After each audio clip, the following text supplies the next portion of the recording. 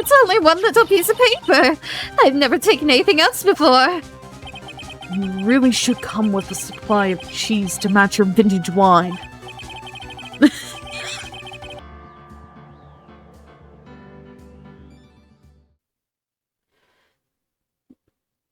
So, kind of figured out that, Adrian Andrews is the killer. But it seems too easy.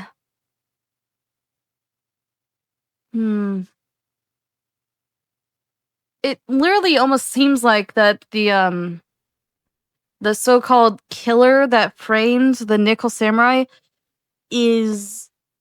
Either she's playing it off really well, or because something just feels off about everything right now. March 22nd, 9:47 a.m. District Court, Defendant Lobby number 3. Adrian did it? That's what it looks like. Dude, no way! That woman couldn't do anything like that. In court today, there'll be a mountain of evidence that won't implicate you. A mountain of evidence? I'm certain there's someone out there trying very hard to pin this whole thing on you. Probably Von Karma. Please, Mr. Lawyer. Dude, like I said yesterday, I'm refreshing like a spring breeze, alright? That doesn't help you. I can't let any sort of scandal ruin that. What do you mean, not let it ruin? I understand. Oh gosh, dang it. Is it Maya? Did Maya show up? No. Well, it's almost time. Oh, no, it's Mia. Well, it's almost time. Mia! We must get a complete acquittal today. I know. But I can't focus on Maya's situation right now. Or Pearl's either. No matter what, I have to focus on winning this case by the end of the day. Indeed. Well, let's get going. Beep, beep, beep, beep.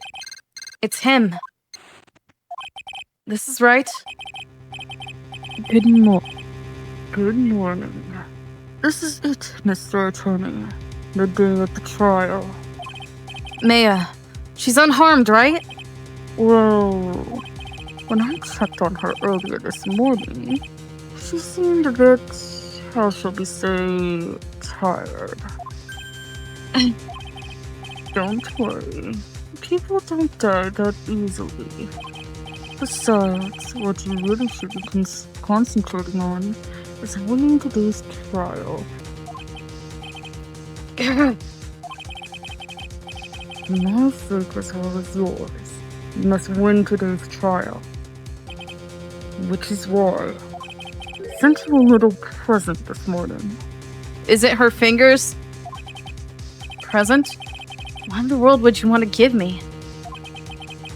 You'll figure it out once the trial starts. Even if you don't like my gift, I expect you to graciously accept it and win the day's contest, if you please. What contest? Wait, this isn't a contest, it's a matter of life and death! Beep. The kidnapper sent me a present? Mr. Lawyer, dude. Who is that? Yeah, pretty close. No one. It has nothing to do with you, so forget you heard anything. Wait, but he knows something about D. Killer. Who is D. Killer? Dude, did you know it's just getting longer?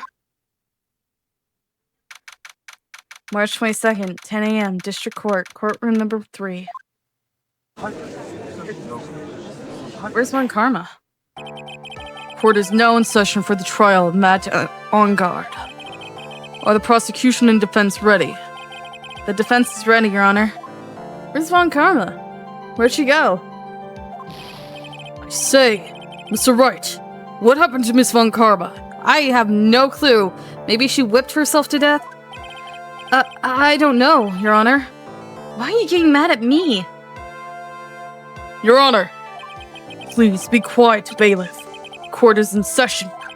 If you must tell me something, please keep it brief. Now then, what is it? Prosecutor Von Karma has... This morning, Miss Von Karma was shot by an unknown gunman. What? What? What? What? Who? Why? When? Where? Huh? What? What? Shot? What the heck? Somehow, I think this is the present that man was talking about. His present? Miss Von Karma is one of the top prosecutors in the country at the moment. If she were to disappear, it would be to your advantage. This is totally insane. Miss Von Karma, is she alright? I don't have that answer.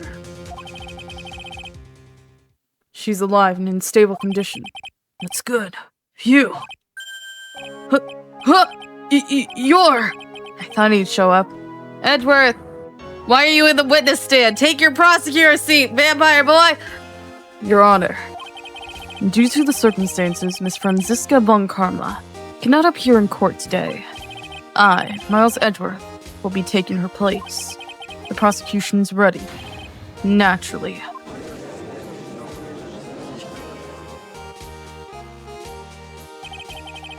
Miss Von Karma was shot in her right shoulder and is currently undergoing surgery. Luckily, I have looked this case over, and I'm familiar with the details. You told me you don't read reports! I try to get you to read a report, and you're like, I do not read reports, they're beneath me. I have Gumshoe read them to me. The prosecution seeks to prove the guilt of Mr. Matt Ongard. The court acknowledges the prosecution. Right. I finally found the answer I was struggling for on my long journey this past year. Where did you go? By the time this case comes to an end, you too will know the answer. Now then, the prosecution would like to call its first witness. Please bring Detective Gumshoe to the witness stand. Oh, hi, Gumshoe. How are you? Witness, your name and occupation. My name's Dick Gumshoe, sir. I'm a detective down at the precinct. For now. For now? After this trial's over, I'm supposed to turn in my badge, sir. Detective Gumshoe. The prosecution has no need for a depressed witness. Lift your head up and face forward like a proud officer, Detective Dick Gumshoe. Yes, sir? What? Do you have like a buddy? Something that makes him happy? What the heck? Now, let's have your testimony. If we want to explore the various facets of this case, we must start with that. Get ready, Phoenix. It's going to be one very rough fight. Yeah, it'd have to be with Edgeworth as my opponent. The answer he was struggling for. Interesting. Show me this answer you finally found, Edgeworth. Bare facts of the case. This murder happened after the Hero of Heroes Award ceremony, sir.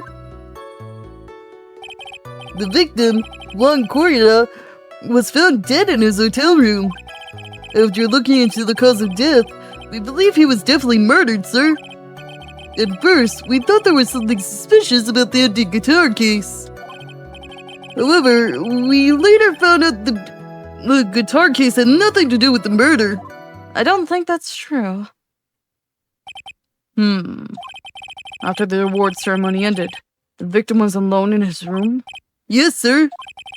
Both the victim and defendant went alone to the room, sir. I see.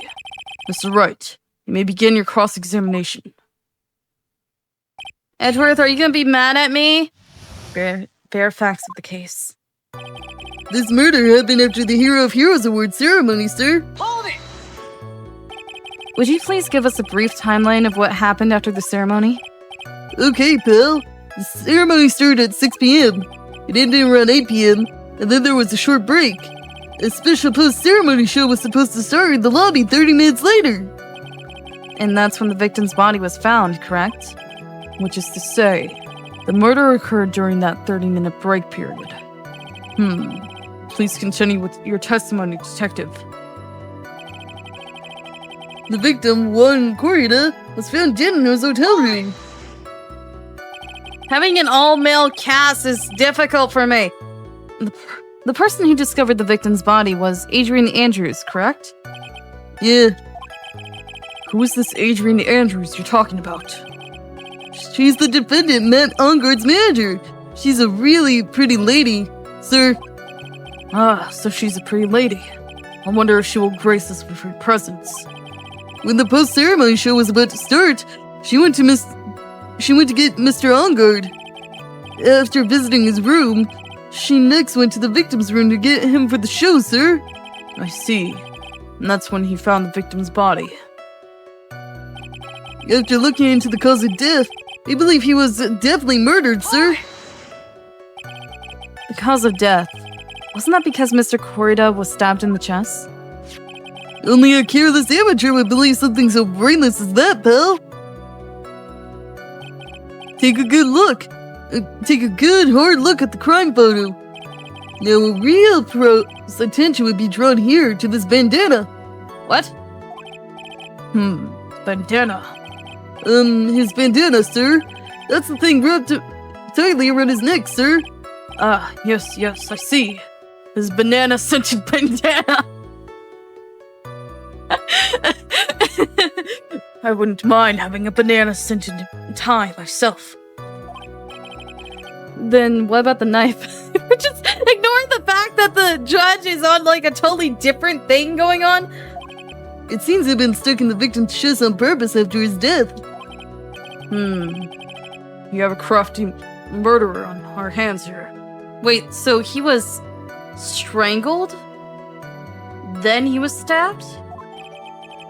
Time of death, 8:15 p.m. Cause, strangled with a scarf and stabbed with a knife. The knife part seems a little much, doesn't it? Autopsy report added to the court record. At first, we thought there was something suspicious about the empty guitar case. Oh, dang it! I skipped through it. Wait, I'm supposed to press you. Wait. Wait a second. Why did you think that? Because it was empty, pal. The Jammin' Ninja doesn't go anywhere without his bright red guitar. And we couldn't find it anywhere at the scene of the crime. Oh, and how about this theory? The fan really wanted the guitar, and they did the crime to get it. How's that? What? We thought that too, but... But? The only fingerprints on the guitar case were the victims. Only the victims, huh? I see. Ah, so much for my theory then. I would have liked that guitar myself. There's some water beneath the top of the lid. It bears Corrida's fingerprints. However, we later found out that the guitar case had nothing to do with the murder. What convinced you it had nothing to do with the case?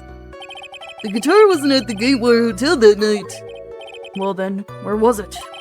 The bright red guitar was eventually found at the TV studio.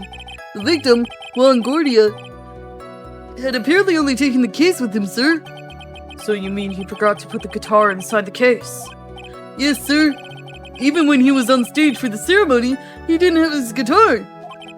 So that guitar case was empty even before he got to the hotel. Yeah, that's right. So it really had nothing to do with the case after all. I believe that is enough. First, the victim was choked to death with his bandana. Then, after the victim was dead, the killer deliberately stabbed him with the knife. Why else would they stab him with a knife with fingerprints on it? Which brings me to my next point. Why then did the police arrest Matt Ongard? Because there were reason enough to suspect him. Here it comes.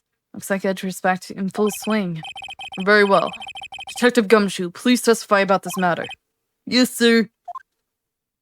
You almost pinned your own comment? What? Why arrest Ongard?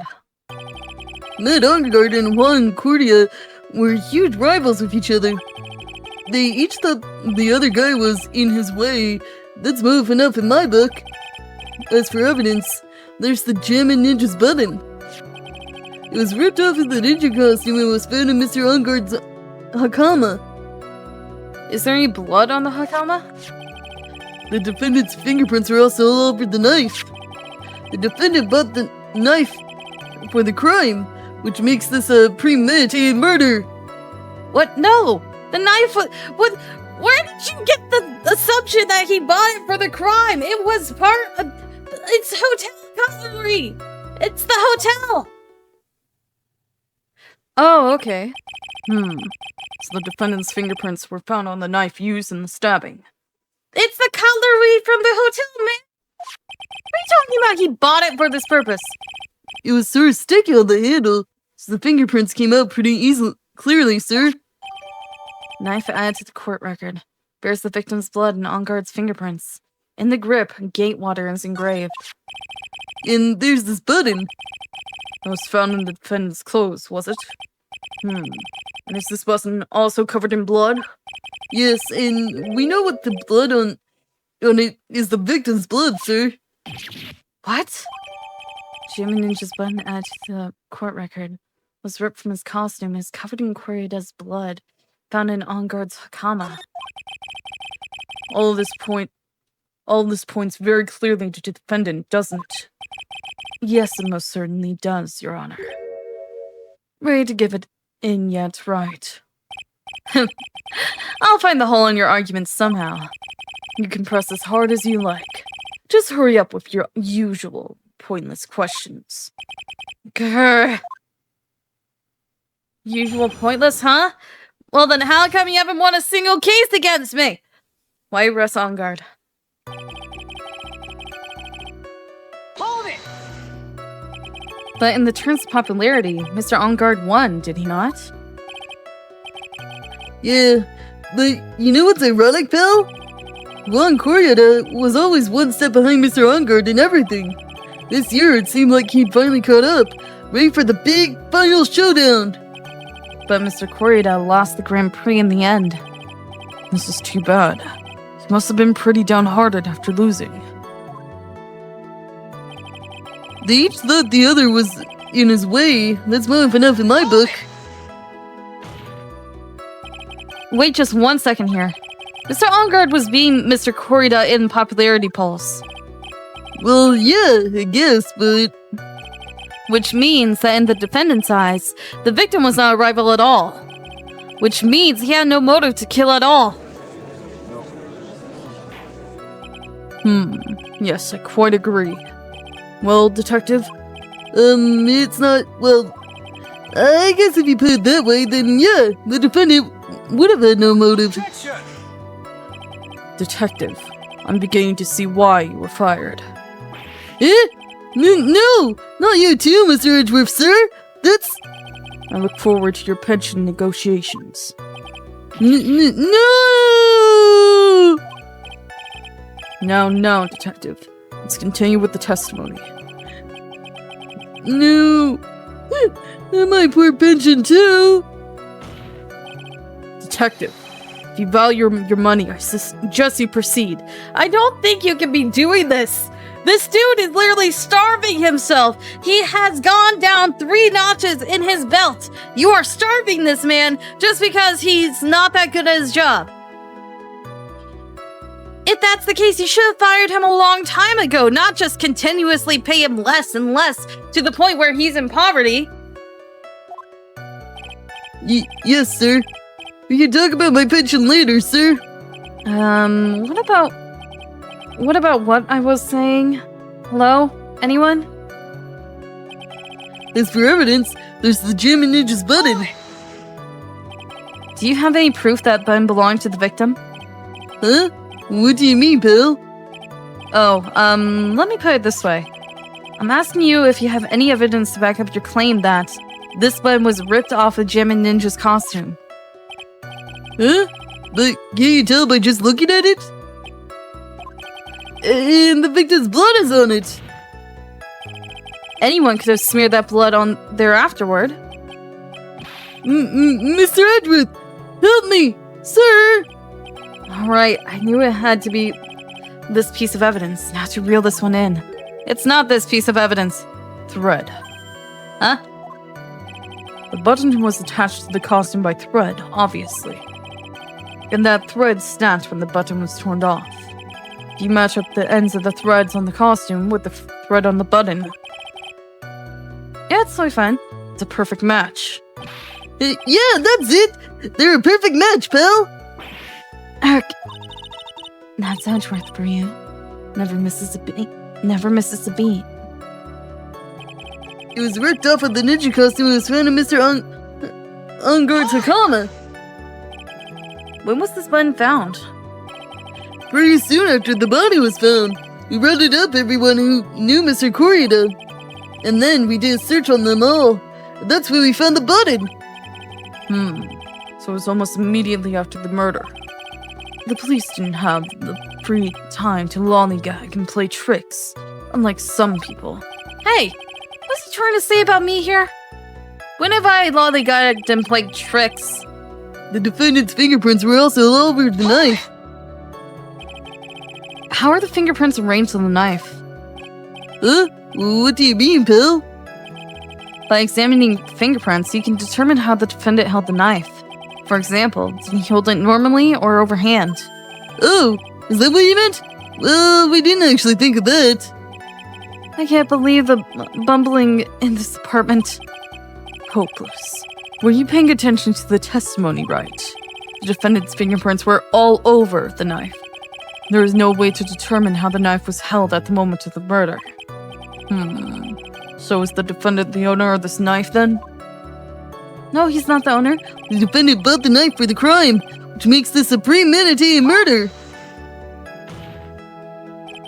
There's no way this was a premeditated murder, even if he bought the knife. Sorry, pal. This isn't some pocket knife. It doesn't fold, and it's not great for walking around with either. Well, this is not good. If the prosecution can prove it was premeditated murder, we're done for. It's not! It's not! This is Gatewater Hotel property! It says it right there! Even you said it! Phoenix. Yeah, even Mia is mad because of such an obvious piece of evidence literally in front of your eyes! Are you blind? Can you not read? You even read it! Do you have short-term memory loss? Yes? There's something very interesting about what that detective said just now. Think carefully before it's too late. A button covered in the victim's blood. And a knife with Onguard's fingerprints. Be careful. If the judge were more rash, he would have already pounded his gavel in closing. We're still in a world of trouble. Well, before any battle, you must find your enemy's weakness. So let's find the weakness in this testimony, no matter how small it may be. Okay, Phoenix? I'm fine with Pearl, but oh my gosh, man, you don't need to be in Pearl's body! Don't do that! Please get out of it! Right here. And then I present the very knife. Objection! Wait a second. What? So the basis of your argument that this was a premeditated murder is simply that my client bought a knife beforehand? That's right, pal. The defendant Did not buy this knife. Huh? Take a good look at the handle of this knife, and you'll see what I'm talking about. Huh? Is that a Gatewater seal set into the handle? Gatewater? I think I've heard that name somewhere before. You were literally in their hotel like yesterday, refusing to let people to go home. That's the name of the hotel. The Gatewater Hotel? Uh-oh. The murder knife was actually property of the hotel, which means this murder was not premeditated. Yes, that is very true. This is very big.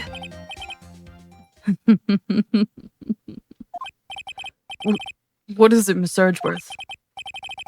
I'm sorry, but the defense is simply too careless. What?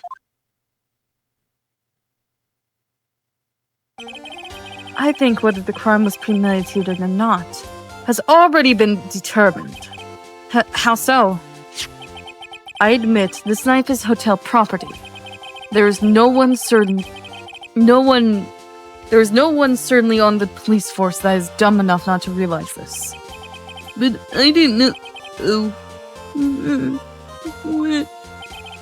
The question is, where did this knife come from?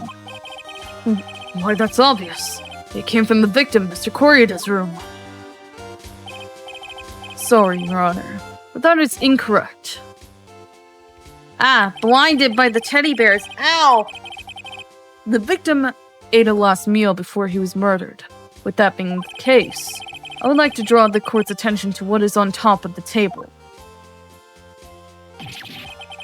There is a knife and a fork on the table. Then, where in the world did this knife come from? I know.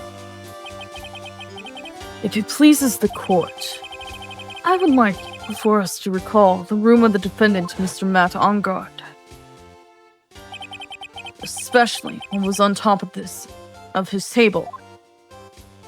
There's something missing. Perhaps it is a single knife? We investigated the leftover dishes for fingerprints. While we were investigating, we came to the conclusion that Mr. Matt Ongard's knife was missing. Mr. Ongard had gone to the victim's room with the knife he had used during dinner. Why would he carry a knife on a visit? To kill, of course. And with that, I believe the prosecution has proven this was a premeditated murder. But he was strangled to death, then stabbed. Amazing, Mr. Edgeworth. Absolutely brilliant. A brilliantly clear deduction. It seems like Edgeworth had this plan from the very beginning. This must be one of those traps, and I just walked headlong into it. Murder weapon with fingerprints and a button from the victim's costume. There's quite a sizable amount of evidence here. I can safely say that any further deliberations is a waste of your Honor's time. Although, I wouldn't mind if the defense were to present evidence not yet shown to the court. Evidence not yet shown? He means evidence that the court hasn't seen yet. In other words, new evidence. What does the defense have to say about this, Mr. Wright? Phoenix, the judge is favoring the prosecution right now. The answer was something wrong here.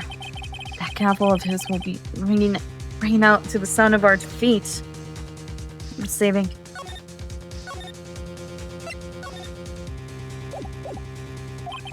Mr. Wright, do you have something important and necessary to present to this court? Actually, I do. There's one piece of evidence that catches my attention. Something that this court has yet to see. Mr. Wright, I will say this one more time. I do not feel the trial needs to continue at all.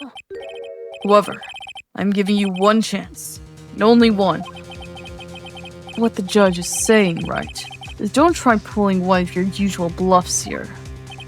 If I mess this up, it's curtains for all of us. You may now present one and only one piece of evidence. Now then, what is this important evidence that you must show to the court? Important... Woo! Ah! Is it the wine glass? I say it before. I think it's the wine glass. He hasn't talked about the wine glass. And these two are not relevant at the moment. Wine glass. This is a wine glass, is it not? Please look at the photo at the crime scene one more time. The scene is a mess because the victim struggled against his assailant. The vase is broken, his makeup is all over the floor. These were all things that were, at one point, sitting on top of the dresser. Well, yes, I see your point. However, this glass that is sitting on top of the dresser is mysteriously untouched. The only thing that had not fallen over along with everything else is this wine glass.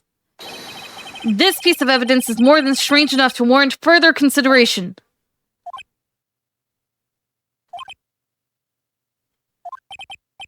Well, what do you all have to say? Well, yes, it is a little peculiar. Yes, isn't it? I thought it was. You can stop looking at me with those puppy dog eyes of yours now. Do you just hate me? Mr. Edgeworth, what is it, Your Honor? Your opinion. You don't need my opinion, because there is no special meaning to that glass. What? It's safe to say that the glass was set there after the crime took place. By the person who discovered the body, Adrienne Andrews, for example. She could have easily been so shocked that she set the glass down without thinking. That does sound very plausible. Mr. Wright? Could Miss Andrews really have set that glass down without thinking? There's no way. If I appear weak here, the trial's over. I can look for my proof later. For now, I should trust my instinct and point with certainty. You just might fall for it if you're thought-provoking enough.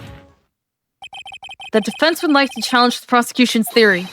We would like to see something that proves it was Miss Andrews who set the cup on the table. You turned the situation on its head yet again, as usual. Mr. Edgeworth, do you have any proof to back up your claim? There's no way he has any. He's just bluffing. Unlike Mr. Wright, I never say anything unless I have the evidence to support it. What? Wait, did you test for fingerprints? You're not thinking hard enough today, Wright. Did you think this wine glass escaped my notice? Then... Of course, it has been thoroughly inspected for fingerprints. Fingerprints? There was only one set of fingerprints left on this wine glass. Only one. Well, whose were they? They were not the victims nor the defendants. Rather, they were of one Adrienne Andrews. What? Wine glass update in the court record. There's Andrews' fingerprints. That's why I said that the person who had discovered the body had left it there. Are we done here, Mr. Wright? I can't believe I fell into another trap. Miss Andrews was probably holding the glass when she went to see Mr. Corrida. Upon seeing his dead body, she was stunned and set the glass down on the dresser. What you just said makes a lot of sense. Tisk, tisk. Now do you see, Wright? You can't change any part of my scenarios and explains everything all too well. I thought long and hard this past year about what it means to be a prosecutor. And from here on out, we'll show you the answer I have come to discover. Wait a second. Sir Edgeworth, I think the prosecution has provided enough evidence for me to enter my verdict. Unfortunately, I cannot allow you to pass judgment yet. The prosecution has yet witnessed another witness who would like the court to hear from. What? Another witness? Is it Old Bag? Yes. Bailiff, please bring in the next witness. What in the world is Mr. Edgeworth thinking? He's trying to actually put the real guilty people in jail instead of, oh, it is you, Windbag. Now then, witness, please state your name and occupation.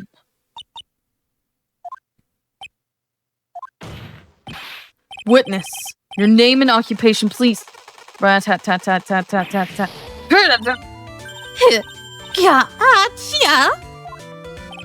I wonder what happened to that calm composure he had earlier.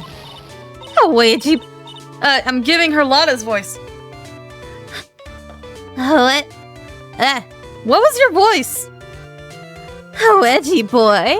It's been, what, a year since we last met, hasn't it? You should be more happy to see me. I saw the report with her testimony, but who knew that under that helmet was the Wicked Witch of the witness stand? I tell you, this time I know what I'm supposed to do. So today I'm going to tell you anything and everything. Even things you don't have to do with that terrible crime. Miss Witness, that terrible crime is all this court needs to know. Rat-tat-tat-tat-tat-tat-tat. Bailiff, take her gun! She has a gun! Shush. talking to my dear edgy wedgie right now. How old are you?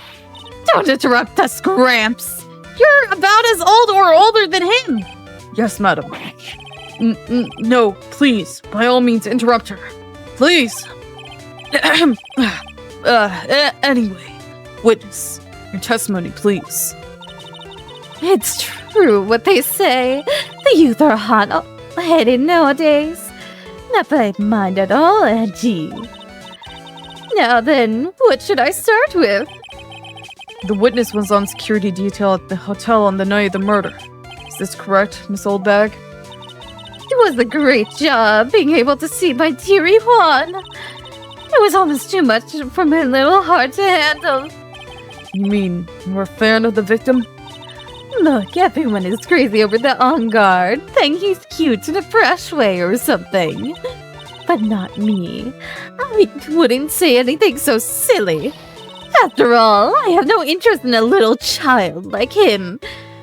Dude, they're the same age. I'm only interested in a real man. Juan Corrida. But those two were the same age. Anyway, as I was saying, I was pacing in front of his room that night. Very well. Please tell the court what you witnessed the night of the murder. Leave it to me, Auntie Boo. What you witnessed. You stole the camera, didn't you? Anyway, after the ceremony, I went to pace around in the hallway in front of his room. There was something I was interested in finding out, you know. Well, since I was on the job, I made sure to keep a good eye out the whole time. That's when someone showed up. It was a man coming out of poor Juan's room. It was on guard. That on guard! He was trying to sneak his way out of Juan's room. Why are you still dressed like that? Why is she dressed like that? So Mr. Ongard came out from the victim's room. See? It was him! He's the murderer! You said that last time with the Steel Samurai, but it was just someone wearing his costume. I see. Well, Mr. Wright, you may begin your cross-examination.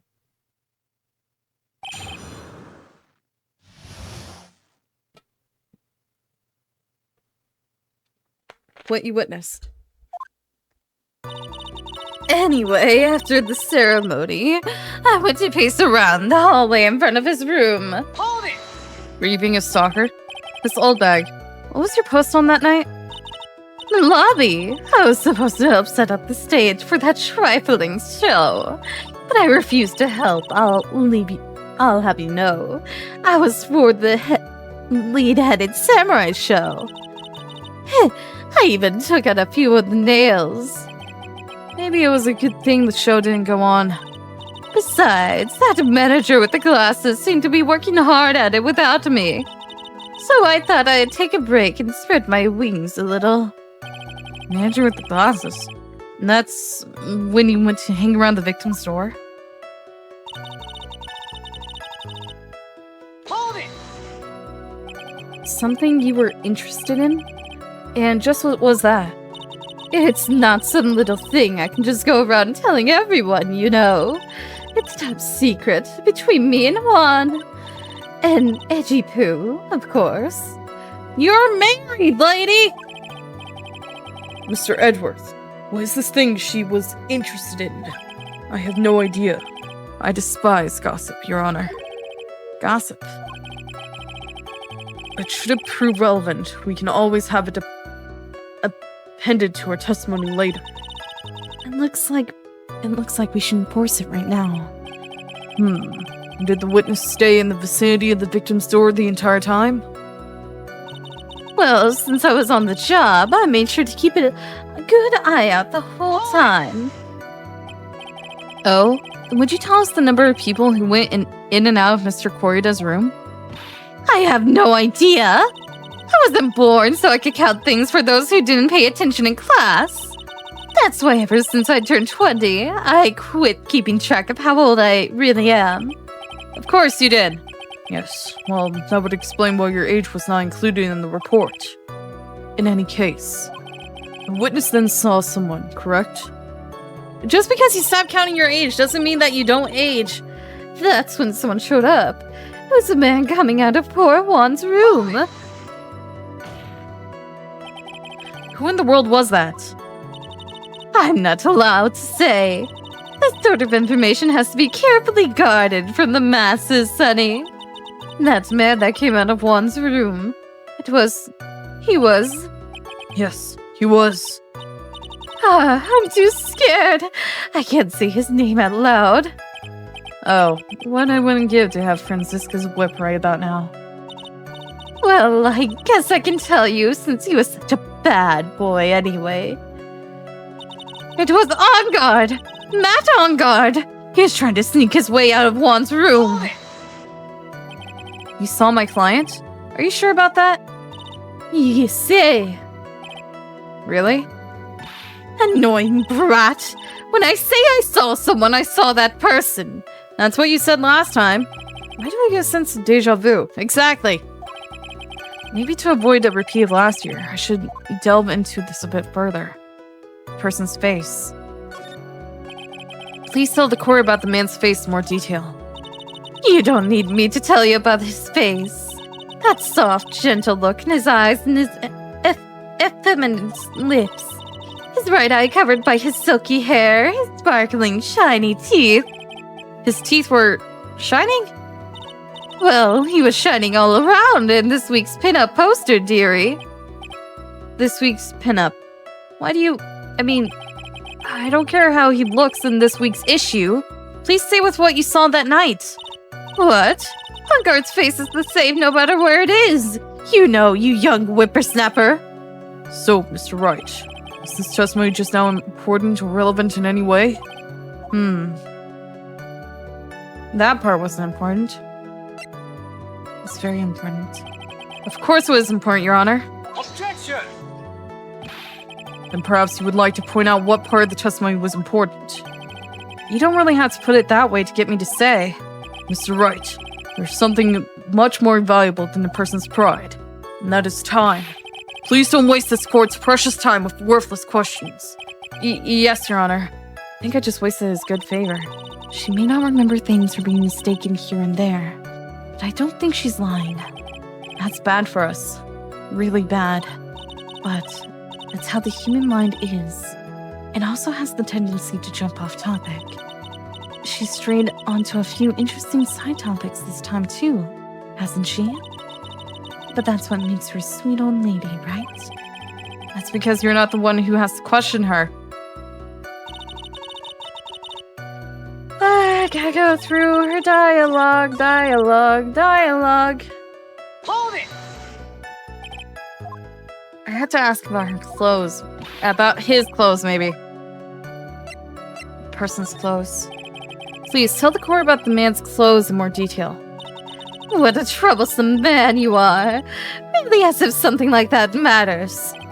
But it does. Now, what was it? Oh, yes, it was that thing. What? What thing? That gaudy thing he's always wearing. A racing jacket. He was wearing that at the detention center too. That thing's meant for nothing but seducing women out of their pantaloons. Men. Right. So, Mr. Wright, was this testimony just now important or relevant in any way? It was not important. I guess it really wasn't that important after all. Mr. Wright, do you know why we say time is valuable? Not, I suggest you learn. You've wasted 3 minutes of this woman's youth. That's more valuable than gold to me. What youth? Why do I suddenly feel old in the presence of her childish whining? Blah blah blah blah blah blah blah blah blah blah blah blah blah blah blah.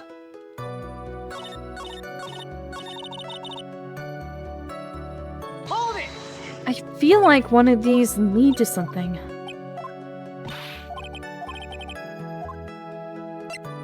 Person was carrying. What was the man you saw carrying? In which hand? His right or his left? Now this is a real mess. I mean, I can't be expected to answer such a vague question. Indeed. Please be more specific with your question, Mr. Wright. Sorry. What was the man you saw carrying in his right hand? He wasn't carrying anything in that hand.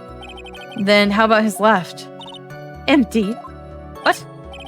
Well, this whole thing has been a lot of nothing. So, Mr. Wright, is this testimony just now important or relevant in any way? It's not important. I guess it really wasn't that important after all. Mr. Wright, do you know why we say time is valuable?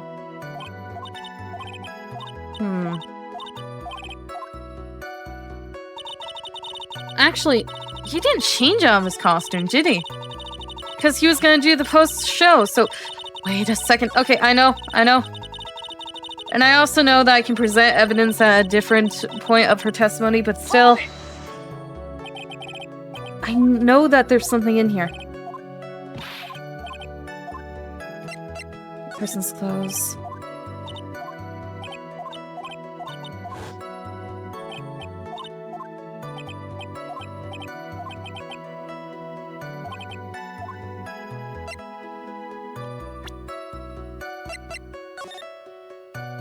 Yeah, because he doesn't wear that.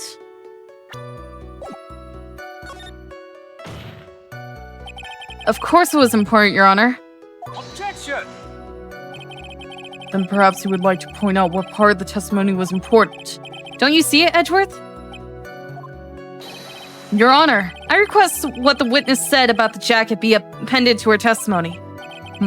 I don't quite see where you're going with this. But all right. Witness, please. Well, I don't like to badmouth anyone without reason, but if I must. He was wearing this flashy racing jacket. Honestly, it's all just for show. Hold it! I knew it. Are you sure the defendant was wearing a racing jacket? What do you think? It was not like I've seen him in anything other than that horrible thing. I'm sure he was wearing it. She's so sure of herself that it's to the point of self-absorption.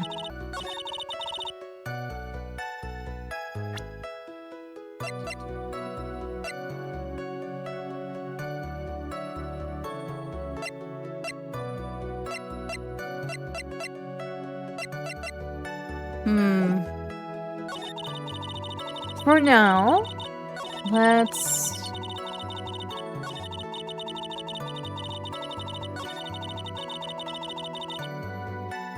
Let's do this. Objection!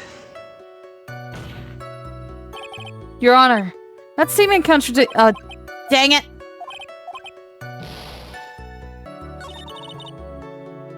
Oh yeah, and didn't they say he was wearing his hatama?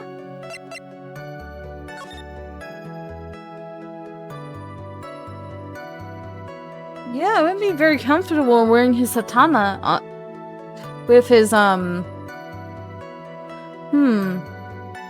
wouldn't be very comfortable if he was wearing his hatama underneath his racing jacket, would it? Okay, let's show this.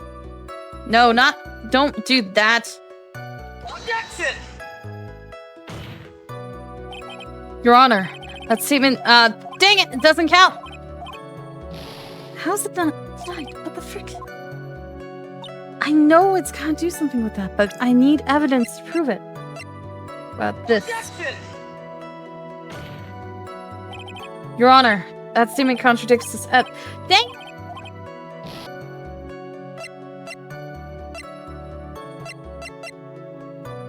Got this. Oh, it was the button! Dang it! Of course it was the button. Miss Oldbag.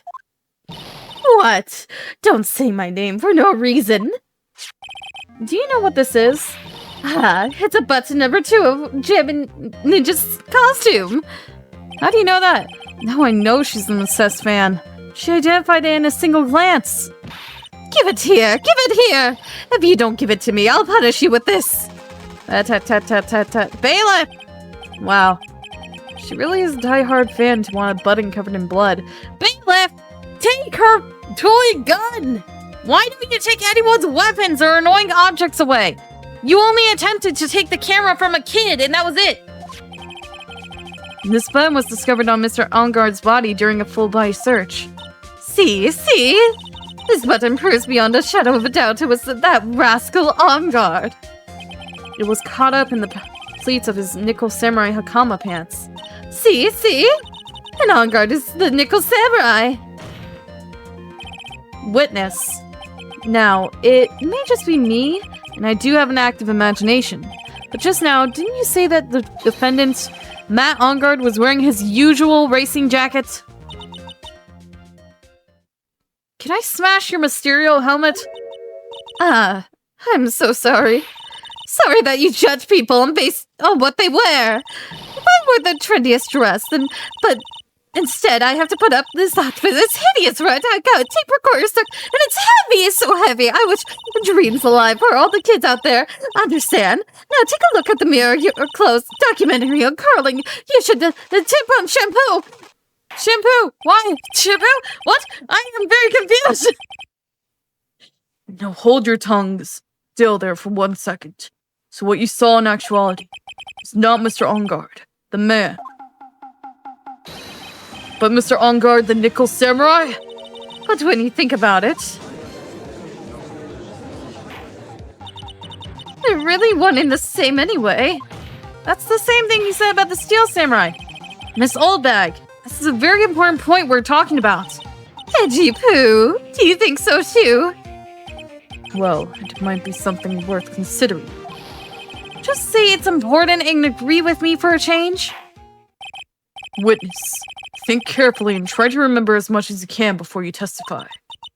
All right, if you insist. I should be the one sighing, not you.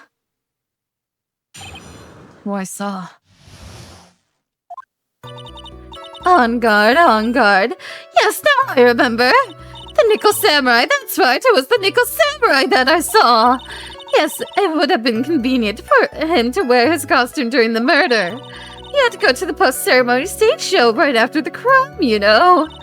So he must have worn that Nickel Samurai costume when he was stabbing poor Juan. But you said he was wearing his racing jacket. I knew it. I knew you'd say he was inside that costume. What? Did you think that you could have been someone else inside that costume? Don't be a bad little boy, thinking such rude things. But the possibility does exist. Youngins today. I told you there is no way it was anyone else. This is the exact thing of Steel Samurai! You don't learn! You're a freaking.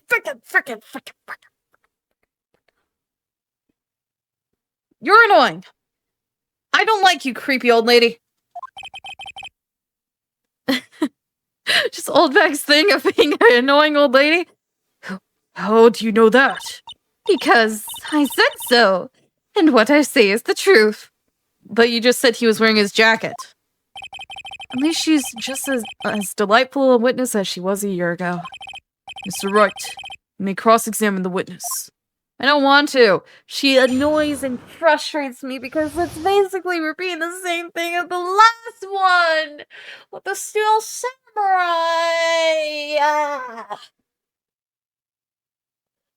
Frick you. Who I saw. On guard. Yes, now I remember. Would you please get on with your testimony? Watch your language, young man. What sort of tone is that to take with an elder? My youthfulness isn't what it used to be, so you should forgive me for everything. If you keep on barking at me like that, I'll start singing at the top of my lungs. What? A striking figure by the sea. Standing all alone is he. He's the Nickel Samurai. She's actually singing. Someone help my poor ears. Mr. Edgeworth, can you please do something about this racket? Witness, I'll give you a piece of gum later if you'll be good and stick to just the facts. Okay. You promise, right? Right. I'd be sending the bill for the chewing gum to your office at a later date. I don't get paid! You might need to send you a thank you note later too, Edgeworth, old chum. For giving her chewing gum. The Nickel Samurai, that's right, it was the Nickel Samurai I saw! Be a little more careful with your testimony, please. Not too long ago, you said he was wearing his racing jacket, and now he's not? Not too long ago. Then let me ask you this. When you were itty-bitty, what was your grand dream? Huh? What did you want to be when you grew up, whippersnapper? My dream, huh? Well, I wanted to be Judge Wagner, hero of the public's court. So what? See? And look at where you are now. You're not Judge Wagner, are you? Are you? How's that relevant? Well, what I said earlier. Who puts any weight onto things like that? And now is everything. It can't be held responsible for the past. Since when did court become theatrics over testimonies? All that matters is that man was inside that costume. Isn't that enough? No, it's not.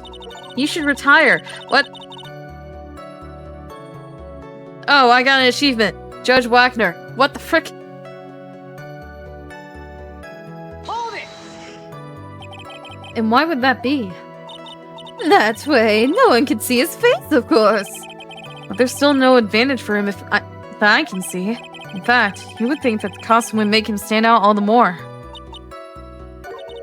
You are such an annoying child, you know that? You disagree with everything I say. Because you're wrong, and I hate you. Isn't that what you're always doing to me? I got it. Maybe it was more troublesome for him to change in and out of his costume. He had to go to the post-ceremony stage show right after the crime, you know. Hold it! Was there anyone else scheduled to appear at the post-ceremony show? Well, all the contestants were supposed to go on stage in a friendly gesture thing. And that included the Gym and Ninja. Of course it included him. That's why when On Guard came out of Dear Juan's room, I didn't give it a second thought. I see. Well, anyway. So you must have worn that nickel samurai when he was stabbing poor Juan. So let me ask you one last time. The person you saw, it really was the nickel samurai? As showy as ever. Haven't I been saying that from the very beginning? Can I throw in the towel yet? You don't need to think too hard on this one. Huh? There's a contradiction in her testimony, and it's sitting in plain sight. The question is what that contradiction means for us. Well, I have to figure out what we're talking about first, but okay.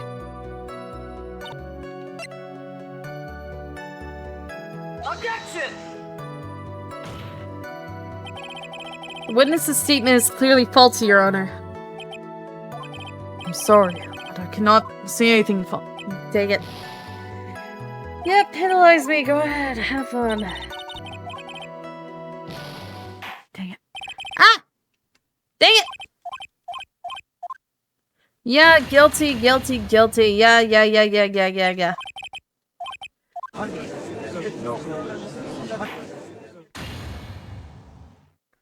Oh, and Maya's gone for good, so that's good. That's the one good thing I can take out of that. I'm trying to figure this out. This is taking me a second, because I can't figure out what's right in front of my face, apparently. Objection! Nope. I'm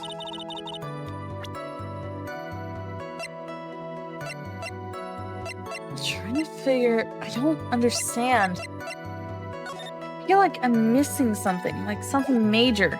Something that I should notice, but I'm not noticing it. What am I missing? There's something I'm missing here, and I'm not understanding.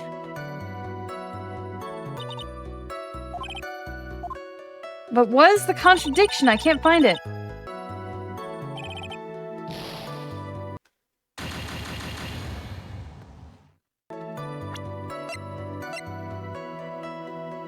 Objection! Oh, there it was! Please, take a look at this. Yeah, so it's a knife. No big deal. If you're trying to scare me with that, I'll have you know it won't work.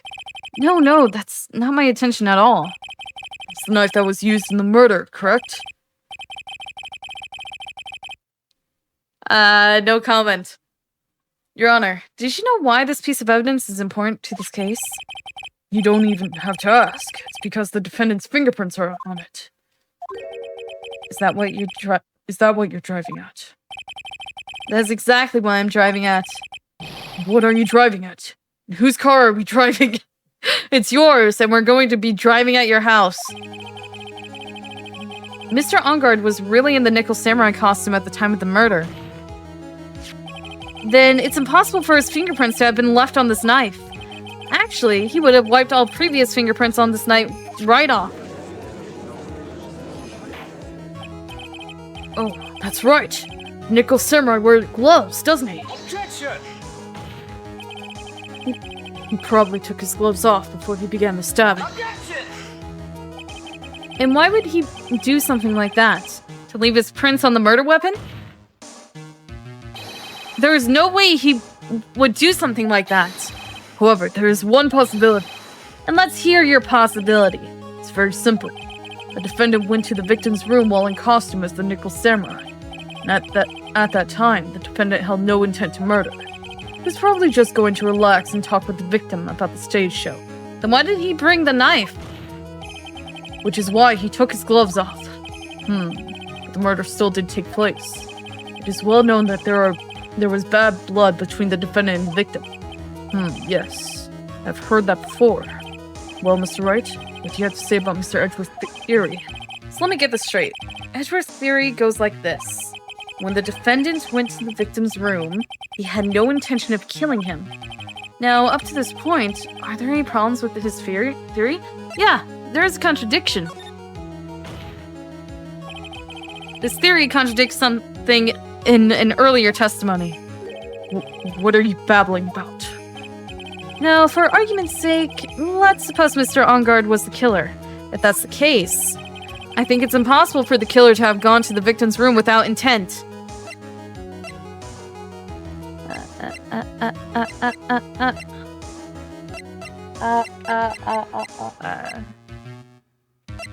What am I?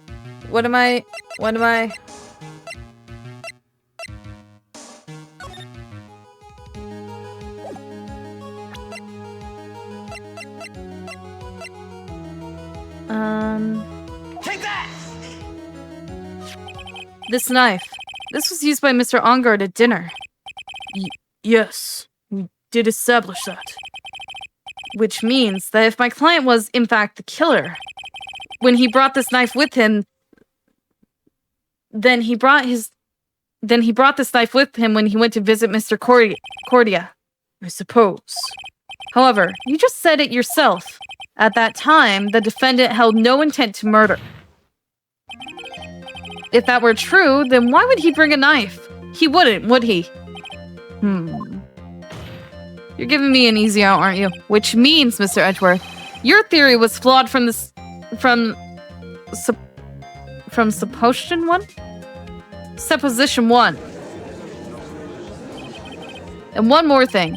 If the murderer was wearing the costume at the time of the murder, then there should have been glove marks left on the knife. Which means the defendant's fingerprints shouldn't be all over it like bees on a hive. And that brings me to my final point. This knife was planted by the real killer to hide their identity and mislead us. Order! Order, I say! Order in the court!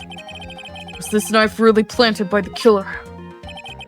Why would the murderer do such a thing? To hide the murder method. To frame that Ongard. It's to frame my client, Mr. Ongard, of course. To frame? Objection! Aren't you forcing the intercession just a little too hard on this one? Objection! But we just established that the witness saw the Nickel Samurai in costume. And if that were true, then there shouldn't be a single fingerprint on this knife. Witness! Looks like I've made your life a tiny bit more difficult, huh, Eddie Pooh? Witness, did you or did you not really see this Nickel Samurai? I was gonna say steel. Dang it! Well, I guess at first I might have forgotten, but... Are you saying you mixed up Mr. Ongard with the Nickel Samurai, his character on TV? But I mean, I can't really do anything about that now. Look, I was waiting around in front of their doors because, well, I wasn't waiting around for the Nickel Samurai, that's for sure. She wasn't waiting for the Nickel Samurai. Alright then. Who were you waiting around for then? That's top secret to anyone outside of security. I have a feeling that you were going to wait for Mr. Juan Corrida. Am I correct, witness? The way you think, you are a sad amateur with a terrible case of nearsightedness. Amateur? Me? What am I an amateur of? So Miss Oldbag was waiting around in front of the victim's room. But it doesn't sound like she was waiting to catch a glimpse of Mr. Corrida. Maybe Phoenix. Maybe the old bag was waiting around for that person. If it's who I think Mia's hinting at, it's certainly possible. Miss Oldbag, you were waiting for this person to come out of the victim's room, weren't you? You were waiting for... Adrian Andrews. Who is this person? This is Adrian Andrews, Mr. Ongard's manager. But why would the defendant's manager be in the victim's room? It seems that this is the latest rumor in circulation, Your Honor. Oh, this is... I see. The judge seems to be really into the article, if it can be called such a thing. And this manager with the initials AA, are you saying it's... Adrian Andrews, without a doubt. The witness thought so as well. I'm about to sneeze. Dang it! Looks like you found me out. Well, that's fine. I can throw away this whole sworn to confidentiality stuff then. Witness, who in the world are you? Watch out, Phoenix. I've got a bad feeling about this. A very bad feeling. Of course you do. I've got more information. Some very secret information from a certain source. Oh, you're talking about the camera thing. You stole our camera. No, you did. You stole Lotto's camera. So that's why I was doing my own little investigation. It's secret, of course. But what for? Oh, just for myself. Personal reason and all that. Well, Mr. Edgeworth, how will you proceed from here? I really don't want to do this. However, I cannot simply let this point slide. I see. Very well then. Witness, please testify about this secret information. Get ready. This is going to take the wind out of you youngins. I'm sure we're all capable of handling this. Really. It's not like you're 10 years old. Secret information. What is your secret information? That Ongard is one evil, evil man. What? He thought he could ruin poor Juan by causing a huge scandal. So to do that, he sent his own manager to get in close with Juan. I cannot condone such dirty tricks, so I took action. Oh, and this is top secret. You got that? Nobody but you and me know yet, okay? You just said it to a core of full of people that have phones. They're probably texting like, "Oh my gosh, have you heard about the scandal? Oh my gosh, have you heard about the scandal?" A defendant said his manager. What a distasteful topic for this court. What? Nobody's above gossip. And isn't there a saying, the truth is never pleasant? Never heard that one before. Mr. Edgeworth, what about the Adrian Andrews person? We have looked into this matter and found that the truth the article proposes is, in fact, baseless gossip. Should this be true, then this proves the defendant did bear ill will towards the victim. So this means I have to smash this rumor once and for all. Now then, Mr. Wright, you may cross-examine the witness. Be careful. The old bag seems rather excited right now. That's right. Ungard is nothing but your average foul-blooded youth. Well, as the old saying goes, you gotta burn old bags with fire. Time to fire up the afterburners and hit the highway to the danger zone. What? What? I think it's, Adrian Andrews, honestly. But it feels too easy. I have everything that proves that it's Adrian Andrews, but it feels like it's too easy.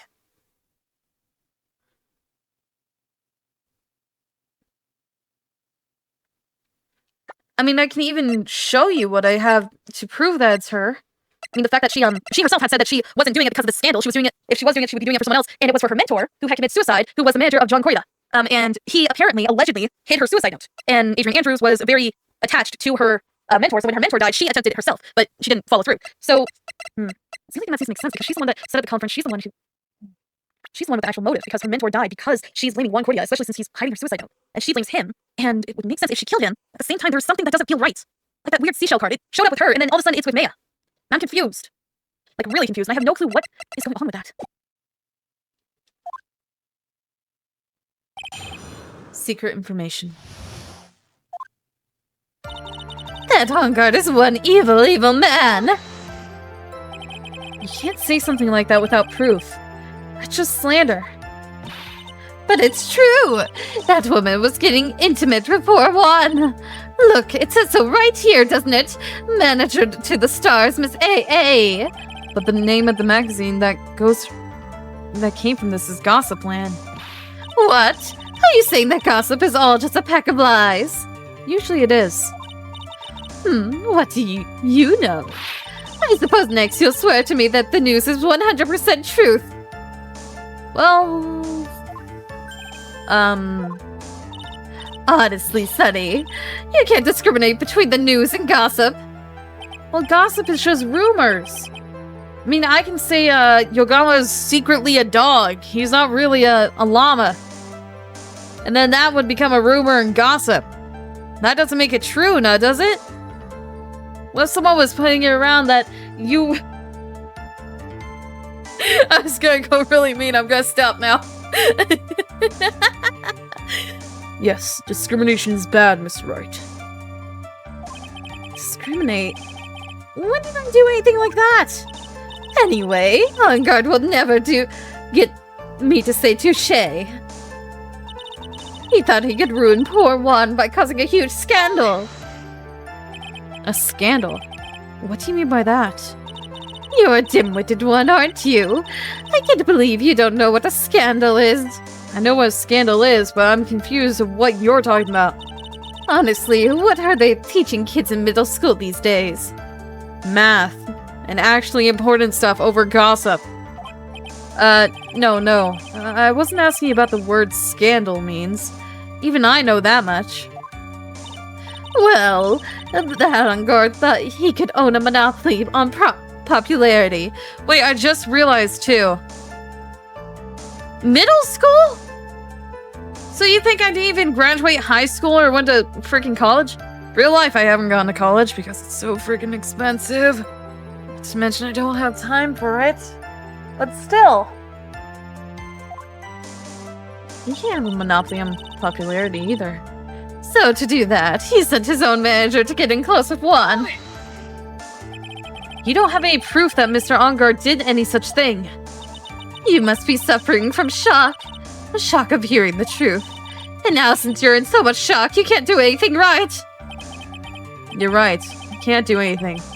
Boy, do I wish I could do something about you. Alright then, Sonny. Show me what you've got. Can you show me proof that Ungard didn't bear any ill will towards Juan? Do I have anything? Do I have anything? Do I have anything? Do I have anything? Do I have anything? Nope. I don't have anything to offer. See? Just as I thought. And you were lecturing me about saying things without proof. You've just given me a free pass to say whatever I want whenever I want, silly boy. Me and my big mouth. That's the way the cookie crumbles. For you, anyway.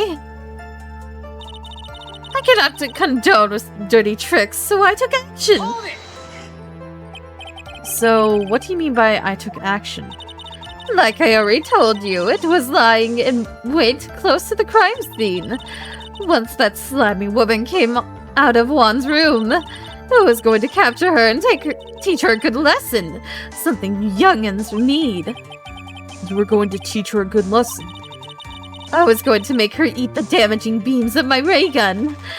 Like this. No, stop! Well, if it was too bad that woman didn't come through the door that night. But you're making it...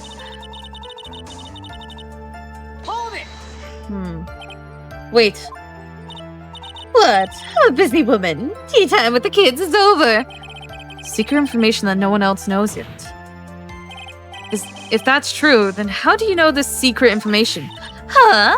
Well, that's because I'm a pro. Yes, that's it. It's a secret.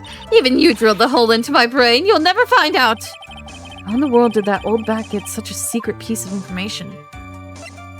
Present evidence. Wait, press further real quick. If you don't be a good girl and tell me where you... If you don't be a good girl and tell me where you got the secret information, you won't get to go home today. Edgy Poo, what are you doing? Help me! What do I have to do with this? Just do this for me. You'll get your reward. I don't want your reward, but you don't leave me much of a choice. Objection! The witness could have gotten her information from anywhere. It's even possible that it was spontaneously made up inside the witness's head. And he lectures me on reckless blabbering. As long as we don't know where this information came from, it's quite a waste of time to focus on that line of questioning. Where did old Bag get her inside information? I know! It's from the... She stole Lana's camera! There has to be something I can use to figure it out. Sounds like just another tidbit of gossip, doesn't it? But you can't just ignore it either. It makes your client look bad either way. Can you stop taking over Pearl's body? I hate to think that you're 7! Well, I don't think I heard anything really out of the ordinary just now. There has to be something we can catch her on. Yeah, when I find it, I'm going to press the heck out of it. I know what it is, and I know what I need to do. Hold it! Need a presser, and then present evidence, and the evidence is the missing camera.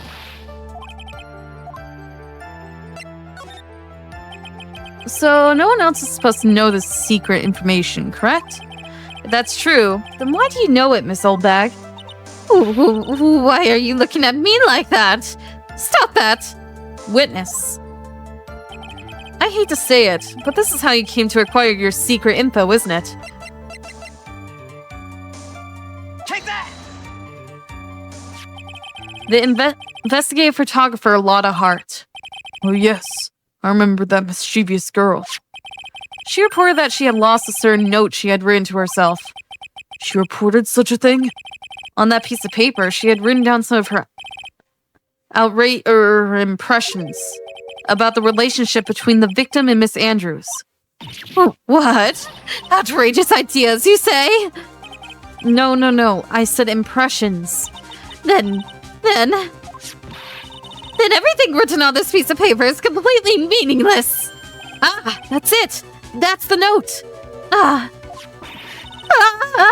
No, you see, this is something completely different. This is my top secret list of groceries to buy. Why did you pull it out while we were talking about something else? Then you were the one who took Miss Hart's note? I'm a huge fan of Juan's, that's why. That infamous, fluffy-haired whippersnapper. She's working with the evil On Guard. She said so herself. On Guard, I'm his sidekick. She was so happy, smiling like a silly duck. I was only checking what she had written.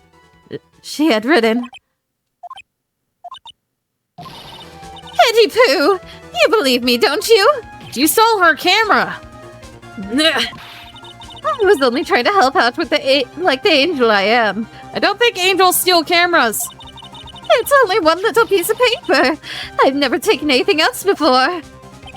You really should come with a supply of cheese to match your vintage wine.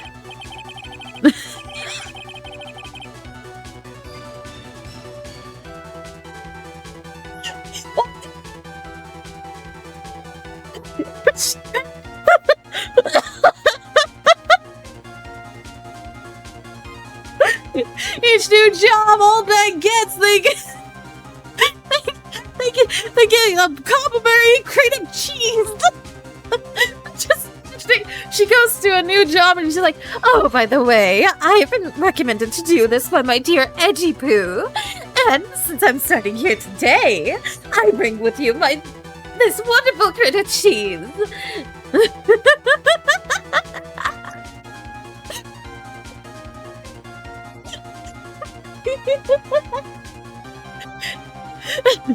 well, it's only a piece of paper. I suppose we can overlook this just once. She looks like she's really sorry. Should I forgive her? No. Put a little more pressure. If I let up on her now, she'll get away. I have to find some way to inflict a deafening blow to the prosecution. Witness, you said that the only thing you stole was that note. Is this correct? Stole? Why don't you listen more carefully, you annoying brat? I saved this piece of paper from the terrible, lonely trash can. That's all. You're lying, damn it! I can prove it! Are you putting my credibility under scrutiny again? Miss Oldbag, I don't believe that note is the only thing you stole that night. Yeah, the camera! Take that! Miss Oldbag, that note was with the camera inside its case, wasn't it? A camera? Yesterday, Lana Hart was raising a huge stink over her camera. She kept saying something like, "My sweetie, $16,000 camera disappeared on me."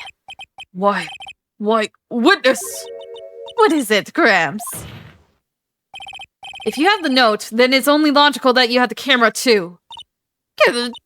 Looks like you found me out again, Sonny. Is this the camera you're looking for? That's...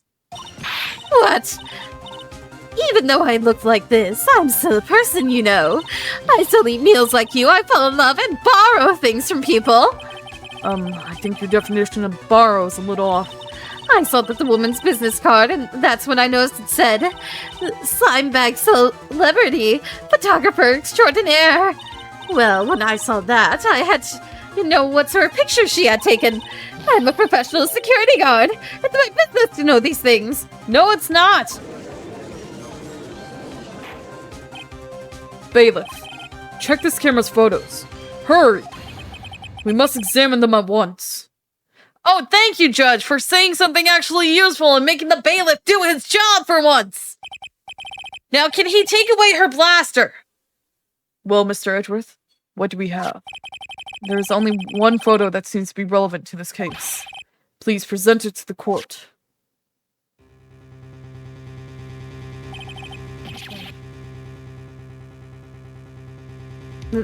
This is the Nickel Samurai. See, I told you! That's the guy I saw. This proves that the witness was not lying earlier about this matter. This photo adds to the court record. Picture taken in the hallway right after the murder. What does all this mean, Mr. Edgeworth? This photo by itself does not prove that the person in it is the defendant. However, in his own confession, Mr. Ongard clearly stated that at the time of the murder, he was still in his Nickel Samurai costume. If that is the case, then this Nickel Samurai is the defendant. How did it come to this? I think this brings us to the end. We have examined every piece of evidence thoroughly. Final comments, Mr. Wright. Court will consider them before we close. Do you agree that this photo is decisive evidence against your client? Well, let me look at it. Let me look at it. Let me look. I know. How do we know he's...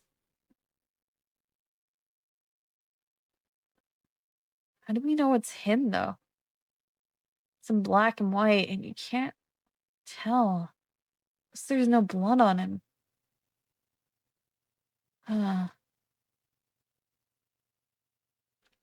Interesting. If this photo really is decisive, we're done for. I raise an objection here and blow it. I put Mia's life in jeopardy. I can't make a mistake here. There's only one road out of this mess. This photo that Lotta took. There's something strange with it. Yeah, where was this photo taken from? That's the question.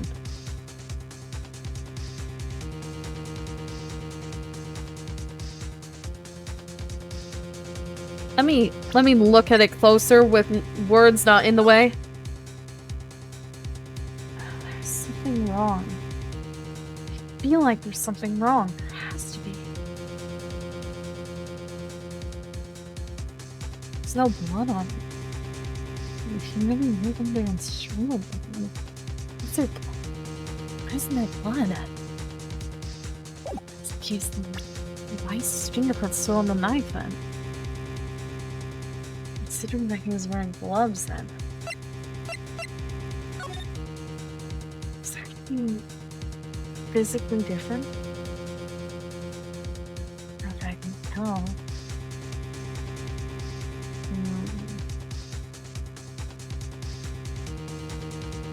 Anything fully different from the spear's not there.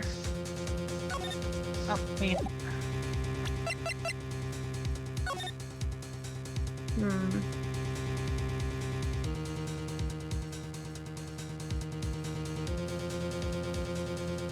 is something wrong that I can't tell.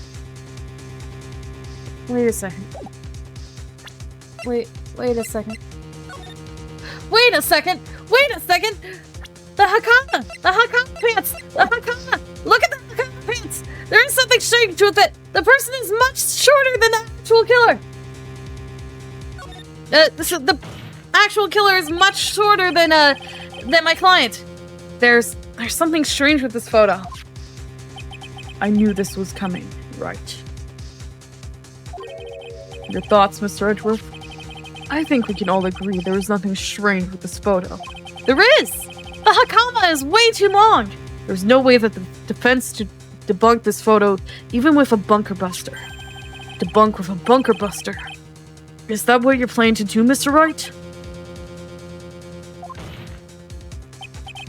Adrian Andrews. Anyway, please look at the photo one more time. If you really believe you can honestly find something wrong with this photo, then you should only need one chance, correct? Well, I have to find something wrong with this photo. I did! I can't let this chance go by. When the heck did she take this photo from anyway? It's all out of focus. Why can't she take a good shot, especially when it counts? Now then, let's hear your objection.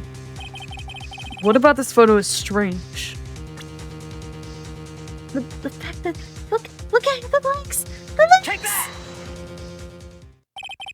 I would like to direct the court's attention to this one area right here. What? I didn't take it. What are you pointing to? His ankles. If you could see this person's ankles, that would be one thing. However, you can't. And? What does that mean? The costume person in the photo could not have been Mr. Engard. What is the meaning of this? Objection! I wonder if you would care to elaborate. With actual facts, that is. Let's take a look at Nickel Samurai's poster. Please pay particular attention to the area around the bottom of the Hakama. His socks. You can see his socks. Exactly. However, in this photo, the Nickel Samurai is clearly holding his Hakama up just to walk. There is only one explanation for this. The person inside this costume is clearly much shorter than the defendant. Like a certain Adrian Andrews. But that still makes it guilty.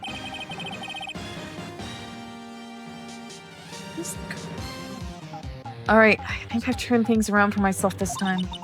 That's curious. Huh? What is? Edward is unusually calm today. That's true. He's just letting the trial run itself, as if he's only along for the ride.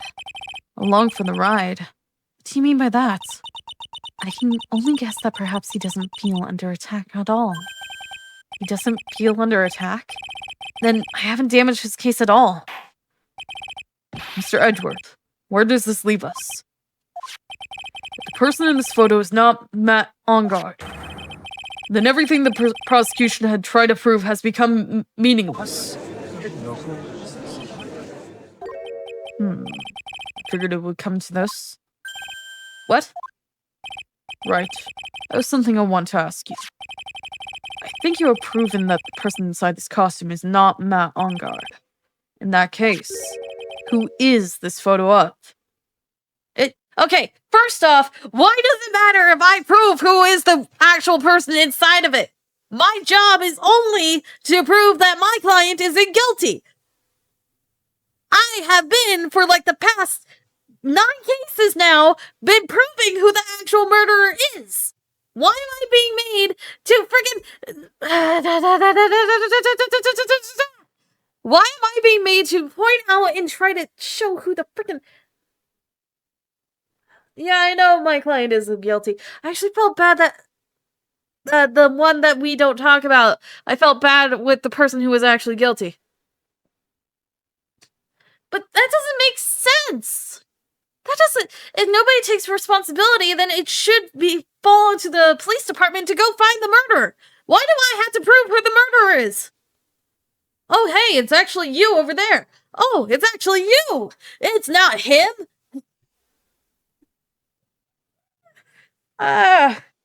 This court legal system thing drives me crazy, and I'm trying to understand it, but it's hard to understand because there's some things that don't make sense. And why does it matter if I prove who the photo is? Who's the person wearing the nickel samurai costume? Don't stress out over this, Phoenix. It's very simple. What you should be focused on is Edgeworth's attitude, don't you think? Yeah, why is he so calm? Mr. Wright, let's hear your thoughts. Who is the person in this photograph? I know who it is. I know who it is. Adrian Andrews. Adrian Andrews. If you want to know who that nickel samurai is, it is none other than this woman. Why would you say it must be Miss Andrews? What in the world points you to her? For starters, she's short. she's short. And she can freely move in and out of Mr. Ongard's room. Finally, she had dinner with Mr. Ongard that night. How does that all add up? It means that it makes it very easy for her to get a certain item. A certain knife with Mr. Ongard's fingerprints all over it. The knife that was used as a murder weapon. Why didn't you just say it is what you want, right? I have to do this now. This is my last chance to turn things around. The defense moves to indicate Miss Adrian Andrews is the murderer of Juan Corrida. It was Miss Andrews who tried to frame the defendant for the crime. Order. Order. Order! Looks like this trial has hit a most unexpected development. Mr. Edgeworth. Yes, Your Honor. This court is issuing a subpoena for Miss Adrian Andrews. A verdict cannot be passed without first hearing her testimony. All right, this is it. This was kind of bad for us. Huh? What do you mean? If Adrian Andrews is summoned to court as a witness, it means that the trial will go on for another day. One more day. If I don't get a verdict today, then may I... Now then, we shall set Miss Andrews' testimony for tomorrow. What am I supposed to do? The judge is about to adjourn the court. But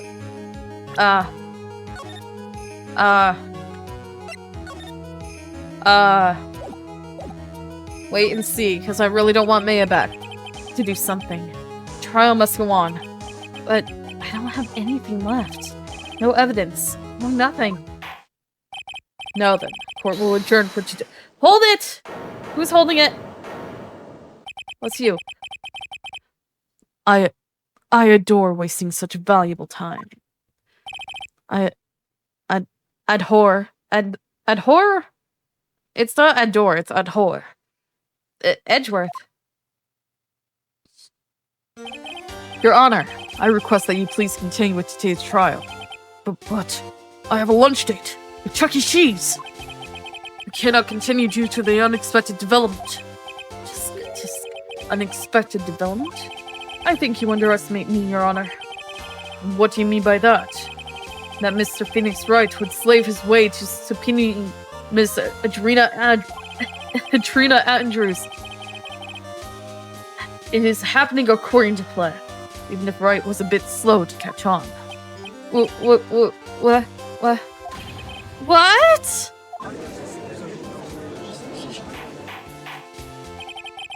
What is the meaning of your statement, Mr. Edgeworth? I don't even know how short she is.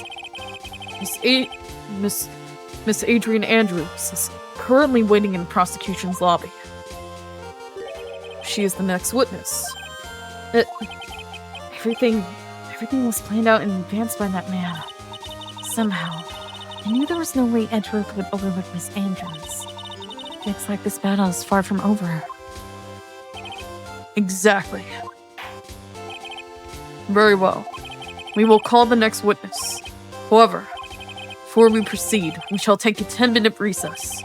Please prepare your witness in that time, Mr. Edgeworth. How did... I disturbed the balance. The court will now take a 10-minute recess.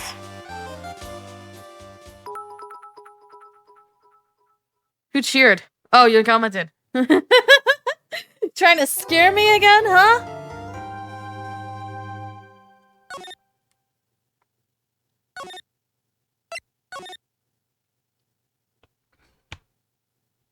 Alright, part 202. March 22nd, 2:14 p.m. District Court, Defendant Lobby number 3. Dude!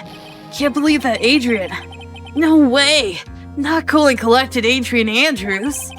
She's your manager. It would have been very easy for her to pull this off. The only person who had easy access to the knife you used at dinner was, well, her. So after the ceremony, during the break, huh? I was sleeping like a log the entire time. See, she could have also easily planned the blood-covered button in your hakama. Because she was the one who came to wake me up. Then, dude, you're saying it really was her? Yes, she is the real killer. She's the one who murdered Juan Corrida. But why? I thought she was buds with Juan. She has her own agenda. Her own agenda? What are you talking about?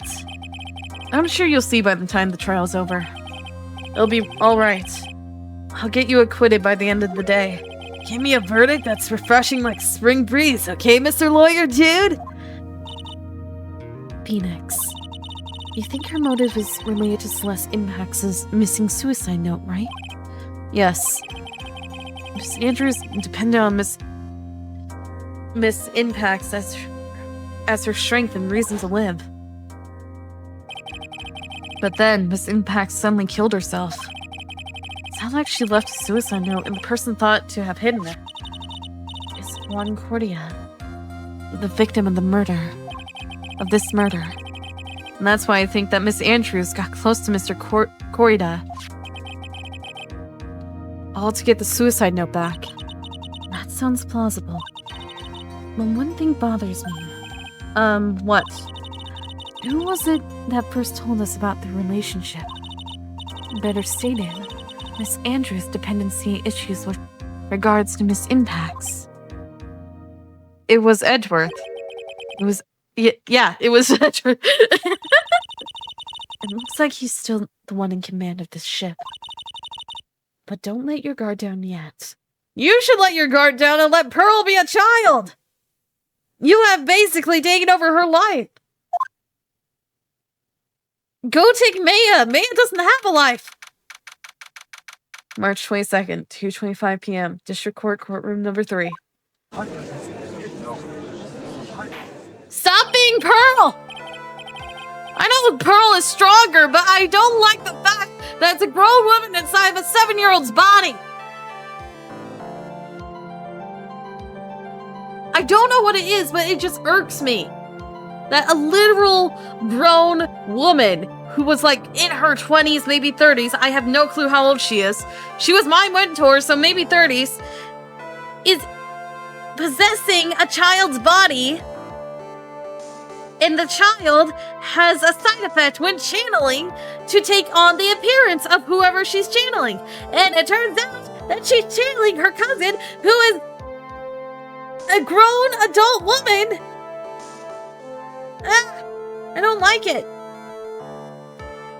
Anyway, that's the only problem I have with Pearl being on my team, because Mia keeps...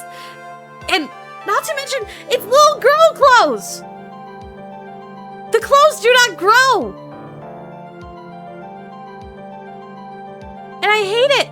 I hate it so much. That's the only issue I have with Pearl taking Maya's place. That one's fine. That one's fine, because at least Maya is an adult and she wears clothes that cover things and doesn't completely shrink on her when she transforms into her sister. But when it's freaking Pearl is wearing like a 7-year-old dress, so when she grows up to be a full-grown adult, it becomes essentially a booty skirt. She's 18. Yeah, she's 18. 18 is legally an adult.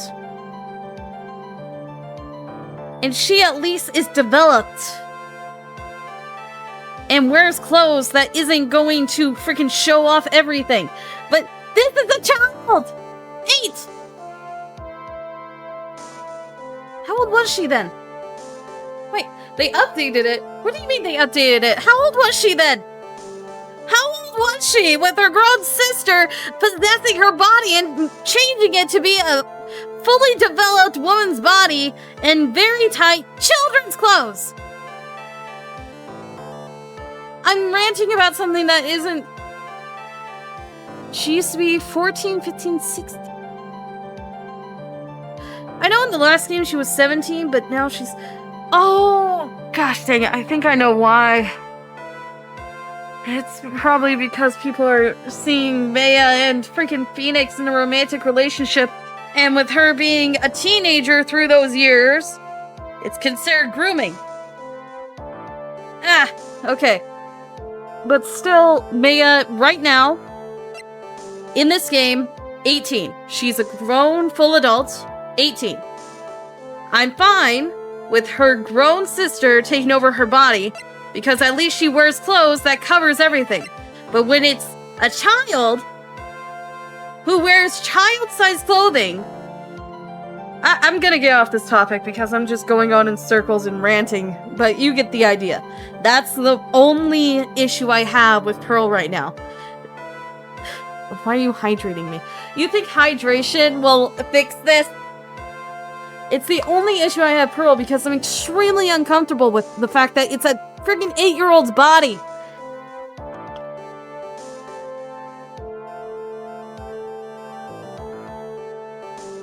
I'm ranting over something that shouldn't be a problem. I apologize.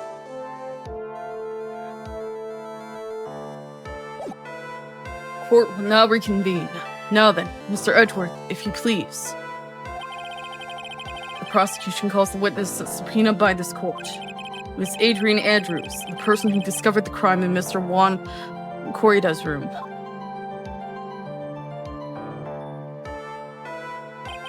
I feel like that card has something to do with something, but what is the card? What is the card? What is your occupation? I am the manager of the defendant in the case, Mr. Matt on guard. I see. Now then. Before we begin, Your Honor, I have one request.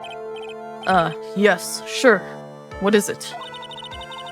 I'm sure everyone in this room is wondering the same thing. I would love to find out more about my relationship with the victim. After all, it was the topic of a certain weekly magazine recently. No, I have no idea what you mean. I've never even heard of Gossip Land. Wait. Oh yeah, she's 23. The judge has ever a prosecution witness. He'd do all my work for me. Anyway, I was wondering if you could please tell us about your relation to the victim. It might just be the skin-tight, no-shoulders turtleneck jumper she's wearing. Jumpsuit jumper? What is she wearing? Yes, I was seeing Mr. Corida.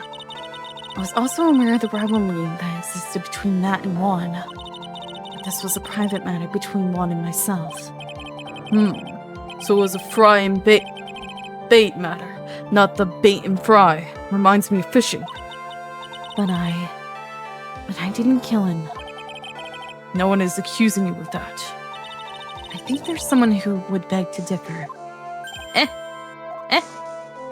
I think we all understand your relationship with the victim now, Miss Andrews.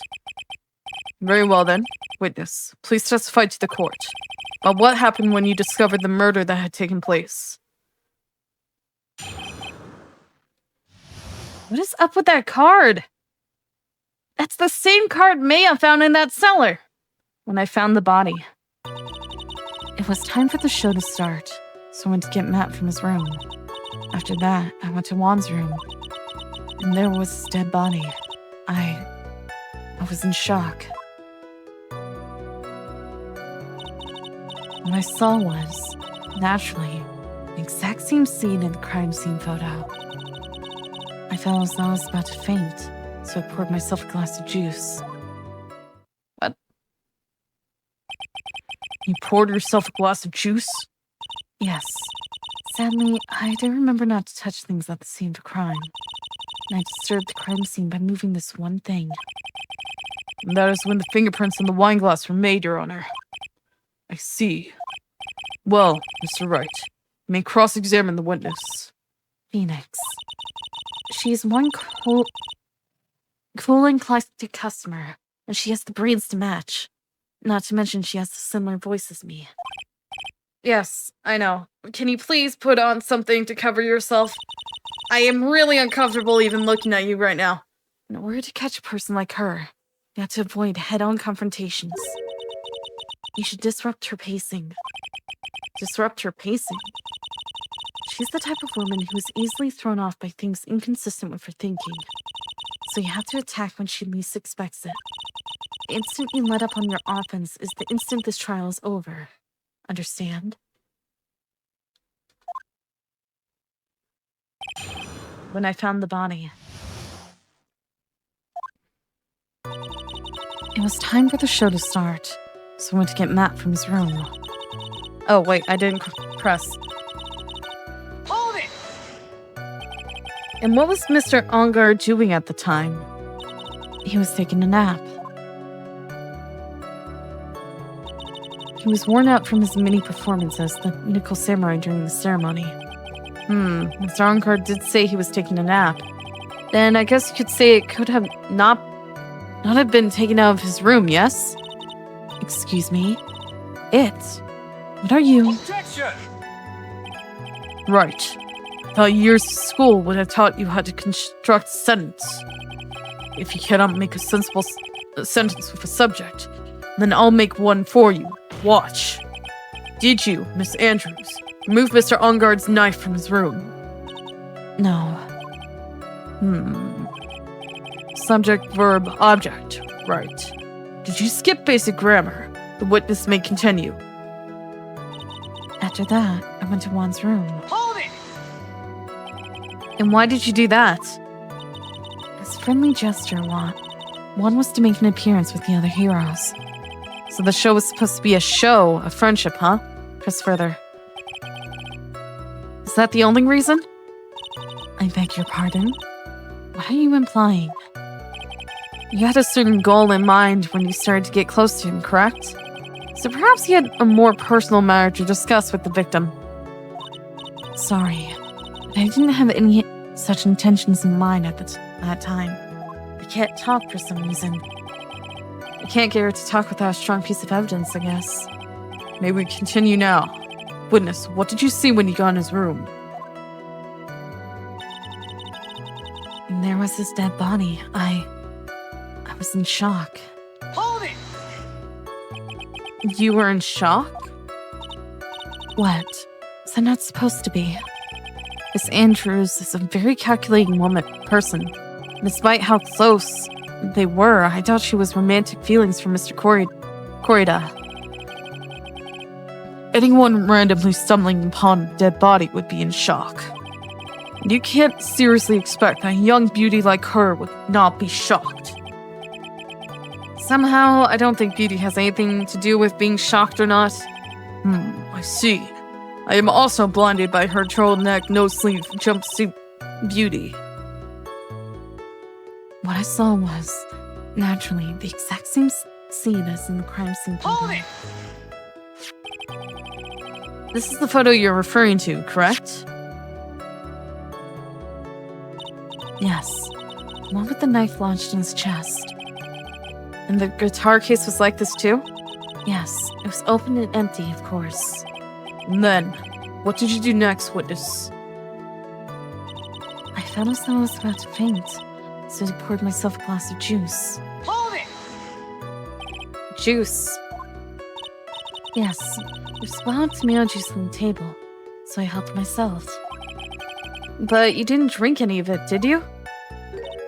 Huh? There was no lip marks left on the wine glass to suggest that anyone drank from it. I wasn't feeling terribly great, so I set the glass down without drinking it. Miss Andrews, I would like to confirm with you one more time. When you discovered the dead body of Juan Cordia, you were in great shock, and that's when you poured yourself the glass of juice, correct? And what of it? My mind really was a complete blank at the time. Your mind was a complete blank. I didn't think that was possible for you.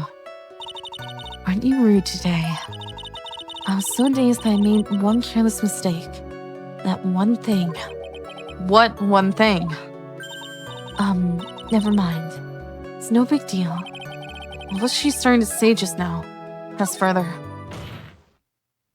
Miss Andrews, I'm convinced that, as you said, you made a mistake at the scene of the crime. What I really want to know is what this mistake was. Actually, so would I. I'm sorry. It's kind of embarrassing. When I set the glass down on the dresser, I accidentally knocked the flower vase over. No, that's not possible. Flower vase. A vase. Are you talking about the one on the floor in the crime photo? That's not true. Mess of glass shards? It was originally on top of the dresser. And when I bumped into it with my elbow, it fell onto the guitar case. Why did you withhold such an important piece of information? I'm sorry. I thought that since the crime scene was already in disarray, people would simply assume the vase was just another part of the mess. Looks like yet another fact has come to light here. Please add this and anything else you have to reveal to your testimony. I'm sorry, but I have nothing more to add. I didn't touch anything else. Oh, guitar case was closed though. I was the one who knocked the flower vase over, where it fell onto the guitar case. What kind of flower vase was it? That's not the part you should be worried about. It was a glass vase. It was fairly big and heavy. I thought I went trying to take Juan's pulse, so I set the glass I was holding down on the dresser. And that's when my elbow accidentally hit the vase. That's odd. Thought she was always in total control of herself. That's what she would like people to think. Always be mindful of the gap between your perception and reality. Doesn't sound like there's any glaring contradictions in her testimony just now. I warned you earlier that she could not crack so easily. The only way to make her is to keep on the offensive and not let up. The only way we're going to catch her is if with some very strong, decisive evidence. I have to find something. I just have to. For Maya's sake. Can we just leave Maya and let her die? I don't want Maya. I don't want Pearl either. Because I'm very uncomfortable with Mia taking over Pearl's body. I hate it.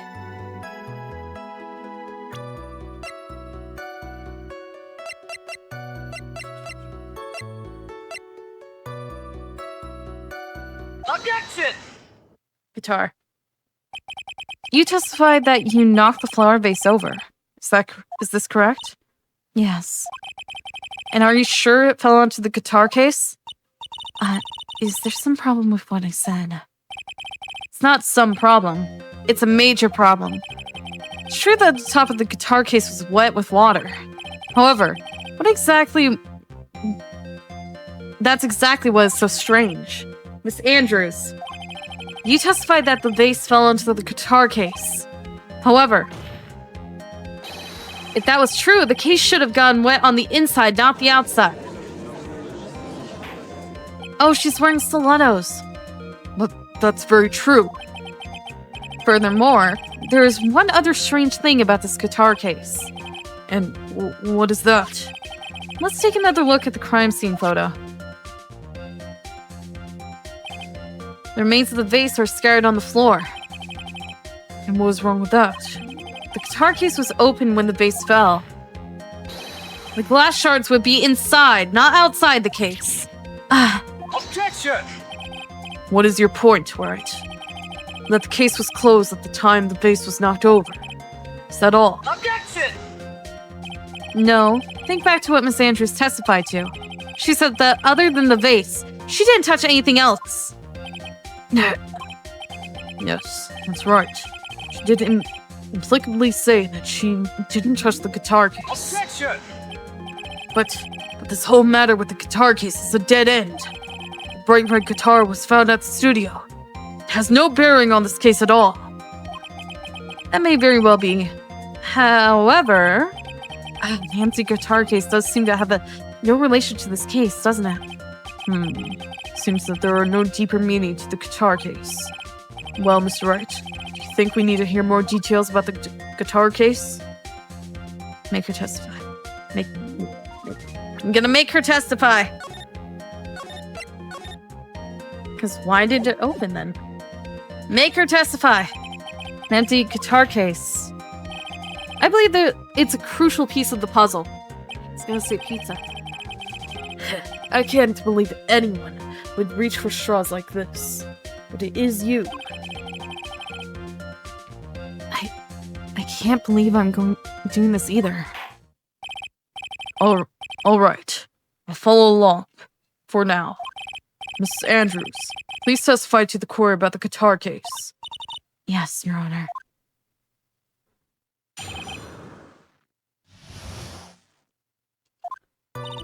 I don't remember too clearly because I was a bit dazed. I suppose I must have opened the guitar case after I knocked the vase over. It's not a big deal though, right? The case was empty after all. As for why I opened the case, even I don't know. Oh, I know. Looks like this really wasn't a very important point. The wastefulness is such a familiar feeling by now that it's almost comforting. Anyway, I'll just go ahead and start the cross-examination. It's using anyway to change the topic. A convenient escape for a weak man. What? Cross-examination.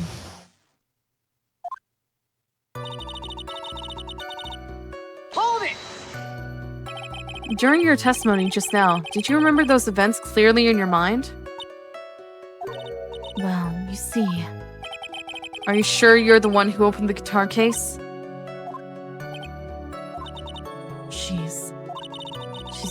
someone to tell her if she should answer or not. Sounds like her dependent side is taking over. Well, Miss Andrews? Yes, it was me. How come your fingerprints aren't on it? Suppose I must have opened the guitar case after I knocked the base over. So, you opened the guitar case then? Yes.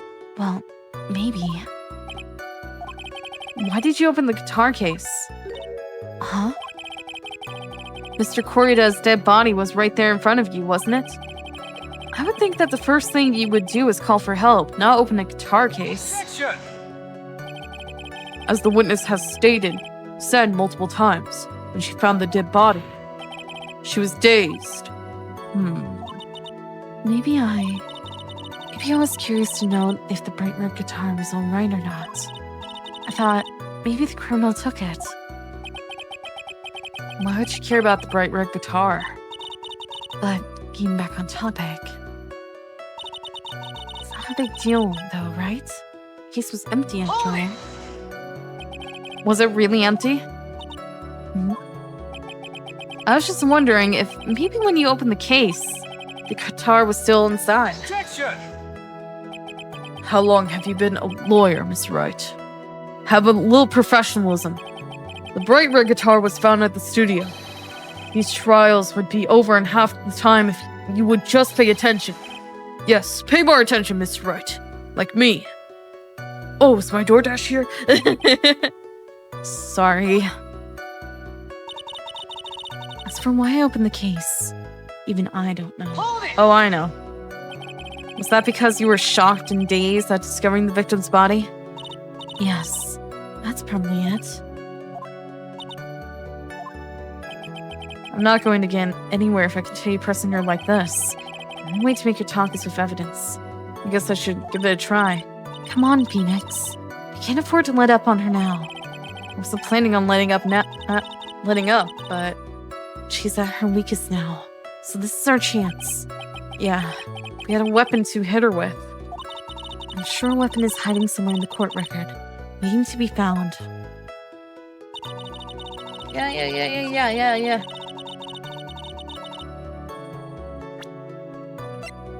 Wait, didn't the court record say that Paris Korida's fingerprints? Well, only his, right? How come your fingerprints aren't on? Objection! There's no way you were the one who opened the guitar case. Why would you say that? It's elementary, my dear. And I'm ripping off Sherlock Holmes, even though he's never said that before. Because of the only fingerprints on the guitar case are those of the victim. What is it, Miss Andrews? You shouldn't assume that I must have more prints just because I touched the case. What do you mean? What if I were to tell you I was wearing gloves at the time? Gloves? Why would you be wearing gloves at the time? It was the night of the award ceremony, so of course I dressed up for the occasion. Yes, now I remember. I'm almost sure I was wearing a pair of thin gloves. I see. Well, Mr. Wright, it seems the witness was wearing gloves at the scene of the crime. That's strange. You were wearing gloves? Isn't that a little strange? Why is that strange? Do you have something that would prove I was not wearing gloves at the time? The fact that your fingerprints are all over the wine glass? I have your proof right here. This wine glass. The wine glass? You left your fingerprints very clearly on this wine glass. Even if you took your gloves off when you poured yourself this glass of juice, wouldn't you think it was just a little strange? That you put your gloves back on just to open the guitar case? Glasses broke. Oh, wait, no, they're back. How many... Do your glasses just randomly explode and then you have like 10 pair like stuffed in your jumpsuit? Hey, do you want to try to buy glasses? I have plenty in my own prescription. Order. Order. Order. Looks like you hit the nail on the head this time. What do you mean? I believe that guitar case plays a very important role here. It's just an empty case. I wonder if it really was empty, though. But the guitar, the bright red guitar, was at the studio. Phoenix, drop all of your presumptions. What was in the guitar case was not the bright red guitar. You don't mean it was the bright white guitar? Wait, that's not right either. I admit it would be unnatural for someone to do that. So the witness was not wearing gloves, despite the fact that on the case...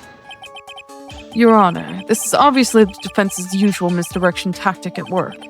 Steer the court towards an unrelated topic, and lull us all into his misguided... Objection! No, Your Honor. Please, recall what Miss Andrews had testified with the vase. Fell onto the guitar case, which means that the case was closed when the crime took place. However, it was wide open in the photo of the crime scene. I'm sure the guitar case has some relation to the murder. If you are so sure, Wright, then I'm sure you can somehow sustain your outrageous claims, correct? Please, enlighten us as to why that guitar case has anything at all to do with the murder. Can you do that, Mr. Wright? Well, let's suppose for a second that the bright red guitar was not the only thing that could have been in the case. The bright red guitar not being the only thing. You don't mean to suggest a bright black guitar? What? So you intend to push your theory that the case was not empty? Is that right? Is that right? Is that it right? I wouldn't say something I didn't intend to prove. Deflate that head of yours. We haven't proven anything yet. Now then, let's have it. What was inside the case at the time of the murder? Or suicide note. Take that! And why would something like that be inside a guitar case? Let alone this one. Why, Mr. Wright, why? Well, I just thought... missing suicide note! Nope, yes, never bring it out again. Actually cool.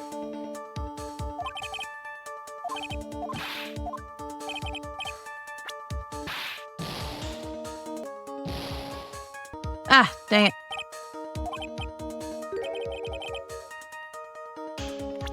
Okay, that wasn't it.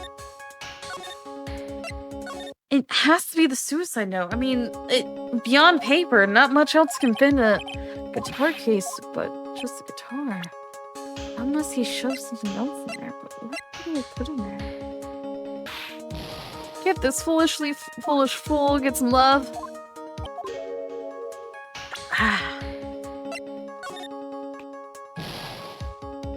I don't understand what I'm doing wrong.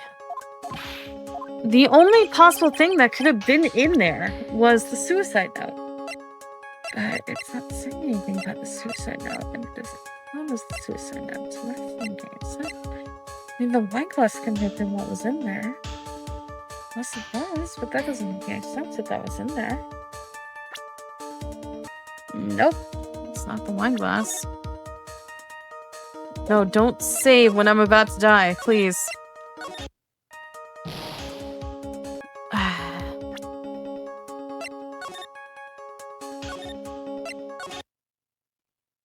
What am I doing wrong?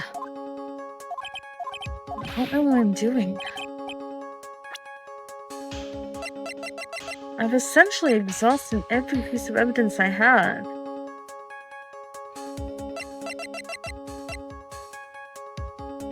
Take that! Could have been another nickel samurai.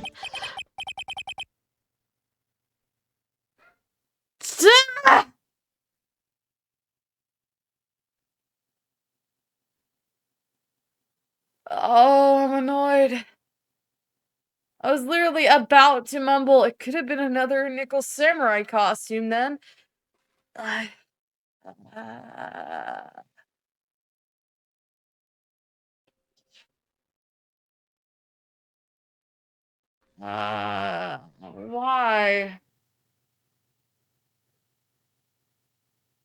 I'm annoyed. I'm annoyed that I accidentally found it too. Couldn't I have been another? it was another freaking nickel samurai costume, wasn't it? Dang it! Oh my gosh. Why does he have that in his guitar case? Okay. I'm calming down. This is a photograph. Yes, but what's important is what's in that picture, Your Honor. I was driving myself crazy. I literally was just going through everything in this picture. I wasn't even suggesting there was a dead body in there. It doesn't take a genius to see what I mean. What I'm proposing is... inside the guitar case was the Nickel Samurai, the hero's very own costume. What? Mr. Wright, explain yourself. Right. Are you saying that the witness opened the guitar case to take out a costume? What insane point would there be to be doing something like that? That insane point would be to wear the costume, of course. Miss Andrews put it on to hide her identity so she can make her escape. After all, you couldn't let anyone see you leave, could you, Miss Andrews?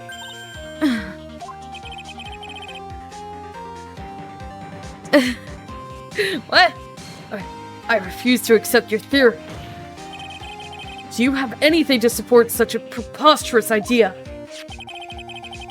Just outside the door was an investigative photographer who was starving for a big scoop. And in the end, she managed to get the shot, correct? You mean this photo?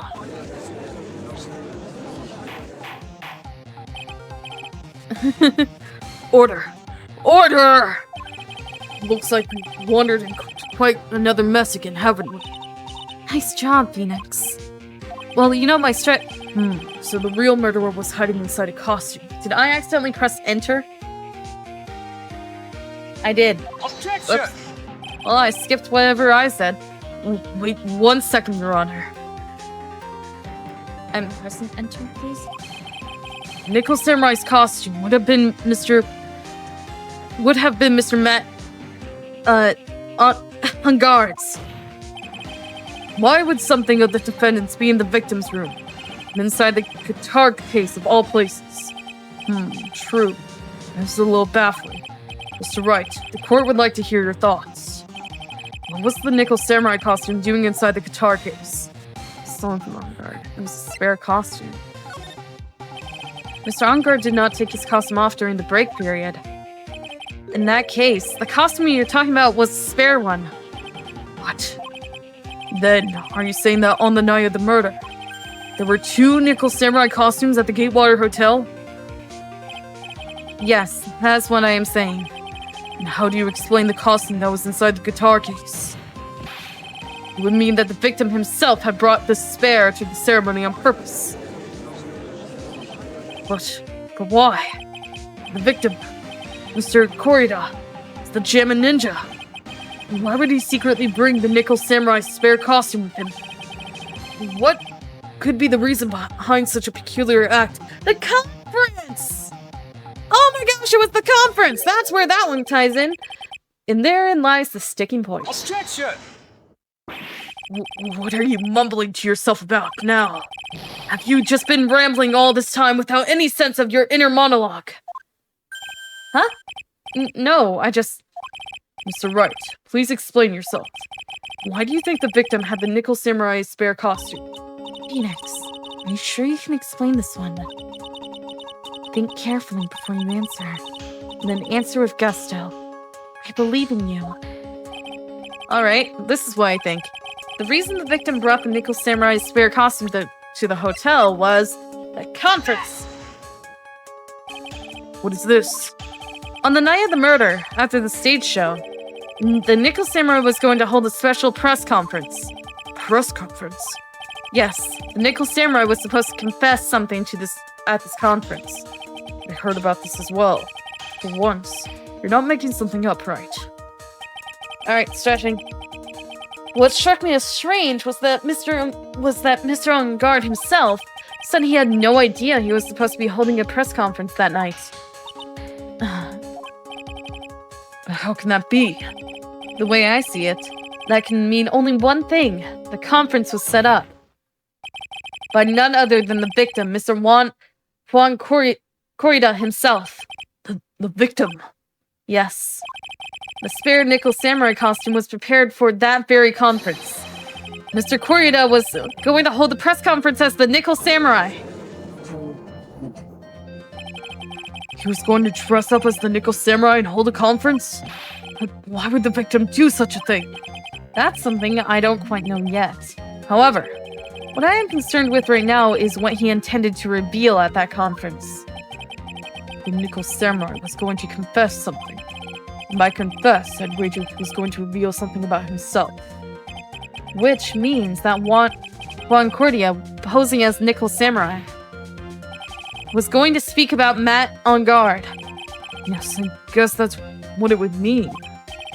But if that's the case, that's not a confession. That's a public disclosure. Miss Andrews. I can see why you are pros at what you do. Pardon me?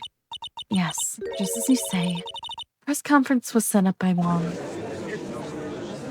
Miss Andrews, please offer us an explanation for this. I was the one who asked to help set it up.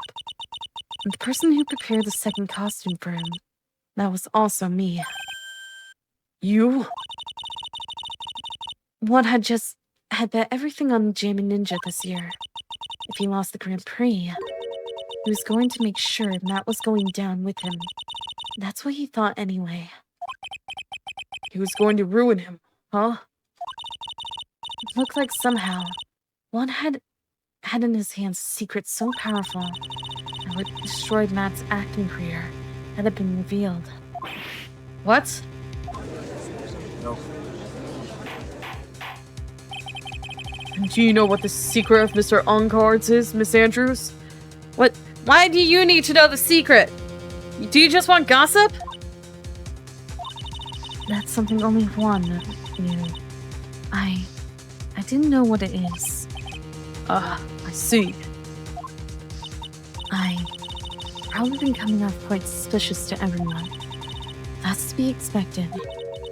I've been trying to protect Matt, after all. Protect Mr. Ungard? How are you trying to protect Mr. Ungard? And yet again, another strange bit of truth comes to light, it seems. Miss Andrews, if you could, please tell us the truth about your behavior. Yes, Your Honor. I understand. Witness testimony. Protecting Matt. From the moment I saw the crime scene, I was feeling that Matt was the murderer. Matt had to kill Juan no matter what. He didn't have an alibi for what he was doing at the time of the murder. My thoughts were confirmed by the evidence, of course. The button and the knife. But I'm Matt's manager, so I felt that I had to protect him. No, you're lying. This does account for everything. Well, I am the logical type. We're finally seeing her true self. She's more nervous than a scared rabbit. If the defense can find no fault with this testimony, I am ready to make a ruling. Please keep this in mind as you cross-examine Mr. Wright. Looks like somehow everything has swung to the opposite end of the scale again. That just means I had to put my weight into this and turn her logic upside down. Protecting Matt. From the moment I saw the crime scene, I was feeling that Matt was the murderer. Hold it! Would you say that was your intuition speaking to you? Don't confuse my methods of reasoning with your own. If you want to prove that someone did something, you need 3 things. 3 things? A motive, an opportunity to commit the crime, and finally, decisive evidence. And if you think these 3 things through, the answer becomes quite clear. You should have already known that, Phoenix. They didn't teach that to us at school. At least, not from what I remember. May I continue now? Matt had to kill Juan no matter what. Hold it! So would you say this need came from the press conference? Yes. Do you know why Juan chose that event and that hotel for the conference? Because that was when he could cause the most damage to the public's beloved Matt on guard.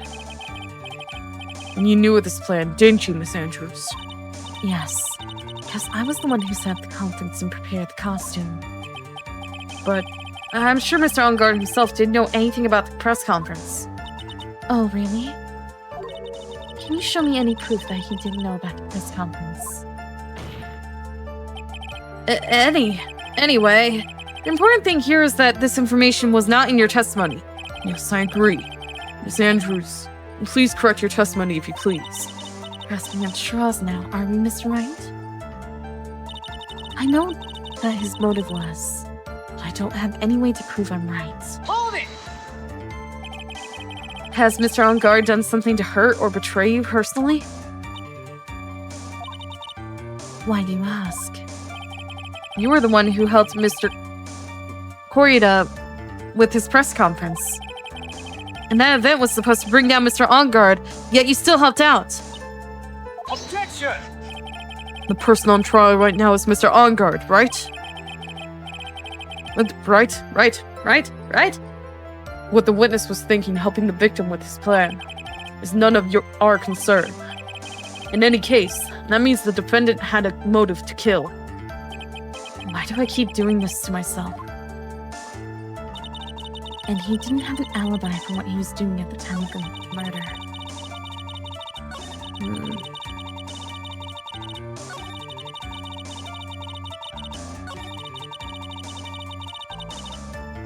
Hold it! But didn't you already testify earlier that Mr. On-Guard was taking a nap in his room? Are you telling me now that that too was a lie so you could cover for Mr. On-Guard? I'm not telling you anything of the sort. When I went to get him for the show, he honestly was sleeping. However, as to whether he was sleeping the entire time, that I cannot say.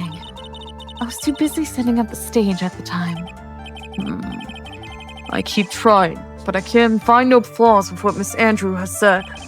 I can't say the same for some people here in the courtroom, however. The judge is glaring straight at Mia. He's glaring at you, smart guy. How can you read my internal monologue? My thoughts were confirmed by the evidence, of course. The button and the knife. Hold it! You can hardly call the knife decisive evidence. The fingerprints on the knife could very well be a clever camouflage. Then, what about the button? The button? It's clear from the crime scene that the victim and his murderer fought. And during the fight, the killer ripped the button from Emma Ninja's costume. You're talking about this button, correct? That button was found in the pleats of Matt's hakama. Is that right? Correct. I would think that makes it very decisive evidence. Eric! Looks like you were outfoxed again, Mr. Wright. Anyway, the knife doesn't prove a thing.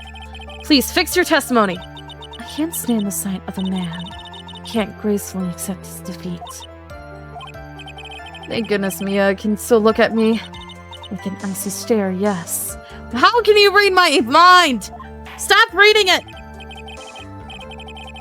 Miss Andrews, for Mr. Wright's sake, please add this information to your testimony. That button was torn off of Juan during his fight with Matt. Hold it! And how do you know that? When the ends of the threads of the button and the costume were matched up, they were found to fit together perfectly. Or so I heard. I've heard that before too. How did Miss Andrews know about this case down to such a fine detail? Don't look at me like that. Just because I'm prepared and you are not. I thought I had heard this time for sure. If there's anything to trip her up on, it has to be here. But where and what? I'm Matt's manager, so I felt that I had to protect Hold him. it! But what you really did was stab the guy in the back, didn't you? And at the worst possible time. Objection! Who's to say she really stabbed the guy in the back, as you put it? This witness could have disclosed things about Mr. Angard at any time. Why then would she wait until there was a large audience before doing so? It's the same reason why Mr. Corrida planned such an elaborate conference. Miss Andrews wanted to cause Mr. Angard as much damage as she possibly could. This witness bears ill will towards the defendant. Objection! This isn't Phoenix Wright Wax philosophical power hour. And please, stop slandering the witness. As I expected, Miss Andrews' testimony seems pretty solid. Really? Because to me it sounded a little wishy-washy. Wishy-washy? Well, I guess we'll see if I press a little more. You should know this by now. And you'll need strong, decisive evidence to make your talk. Got it, Chief. I'm going to pin you down this time, Miss Andrews. I already know what I need. During the fight, then how was there blood on it? Objection! The witness's statement is clearly faulty, Your Honor. Oh, yeah! I didn't save! I haven't saved in a while! Oh no! God. Shit! Frick you! I haven't saved in a while and it took both of my health points. Okay, speedrun time, really quick. Oh, he appeared out of nowhere. Speedrun, speedrun, speedrun, speedrun.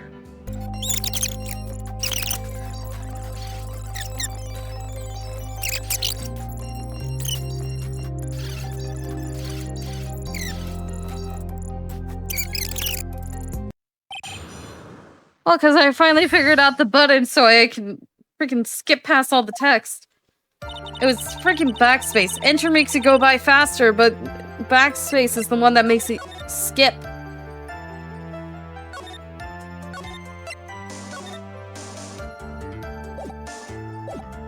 Okay.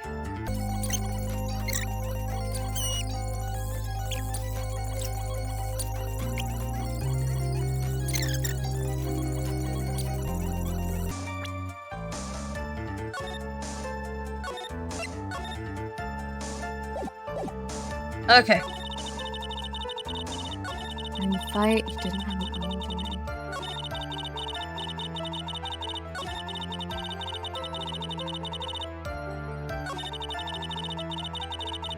I don't have any evidence.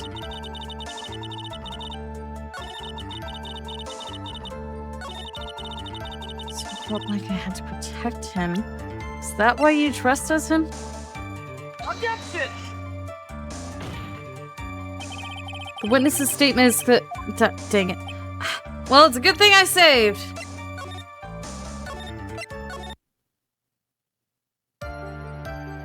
Let's fight with me.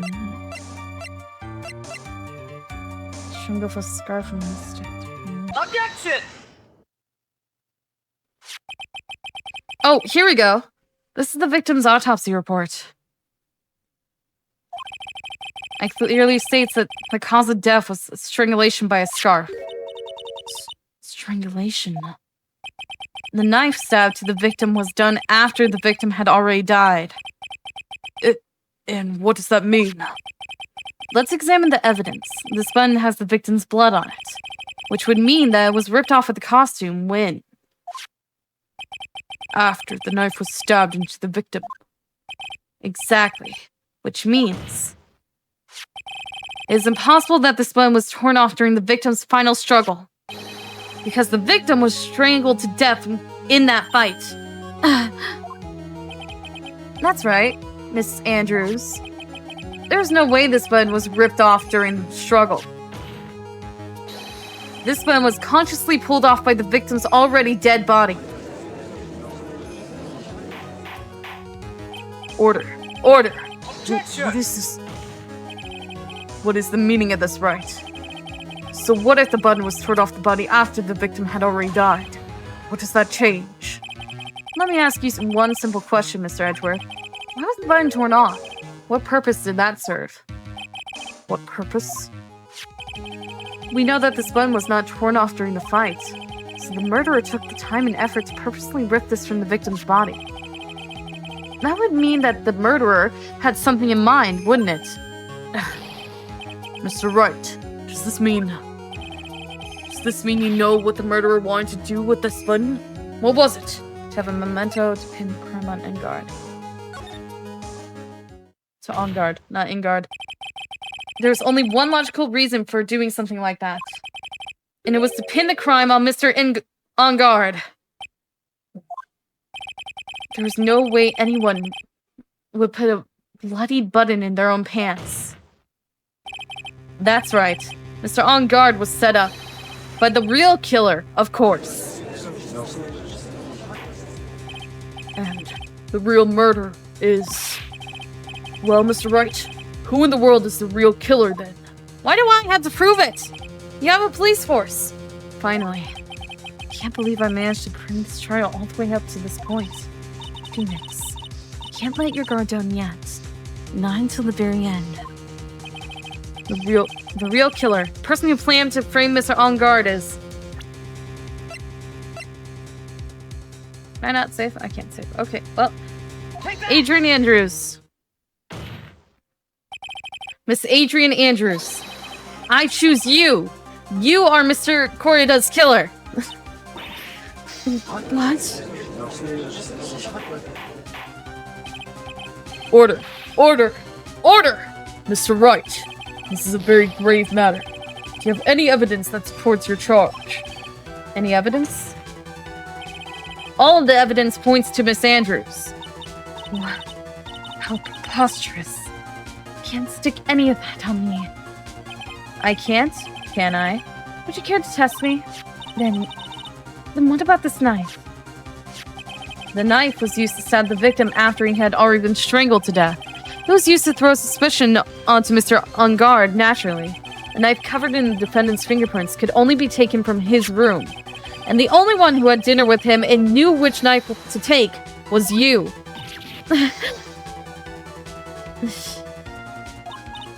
Then, what about the button that was found in that Hakama? This button was removed from the victim's body after he had already died. The only person who could have done that so were the person who found his body or the killer. However, if Mr. On guard was the real killer, there is no way he would have put such incriminating evidence in his own Hakama. The only person who could have put the button into Mr. On guard's Hakama is the person who went to wake him from his nap, which is you yet again, Miss Andrews. I see. What about the empty guitar case? This is also another piece of evidence that incriminates Miss Andrews. That costume was used to hide the real killer's identity as they fled the crime scene. Now, who could have known that there was such a costume inside the guitar case? It can only have been the person who prepared the costume for the victim. And that person is you, Miss Adrian Andrews. No, Objection! But Miss Andrews' fingerprints were nowhere to be found on the guitar case. It was you who proved that she was not wearing gloves at the time. That's right. That's because she did not intend on leaving any prints. If anyone had found out that she had touched the case, they would have asked her why. So to avoid leaving her prints, she used a towel or something else to open it. But the glass of tomato juice is a different story. Miss Andrews purposely left her fingerprints on the glass to show that yes, indeed, she was the classic dazed discoverer of a dead body. And to top it all off, there is this photo. A photo of the killer as they exited the scene of the crime. No reasonable person on Earth can believe that Nickel Samurai is Mr. On guard. He would be much too short for his own costume if it was him. Speaking of how tall people are, Miss Andrews, you're also kind of short in stature, are you not? please, stop. Well, how about it, Miss Andrews? I've got her this time.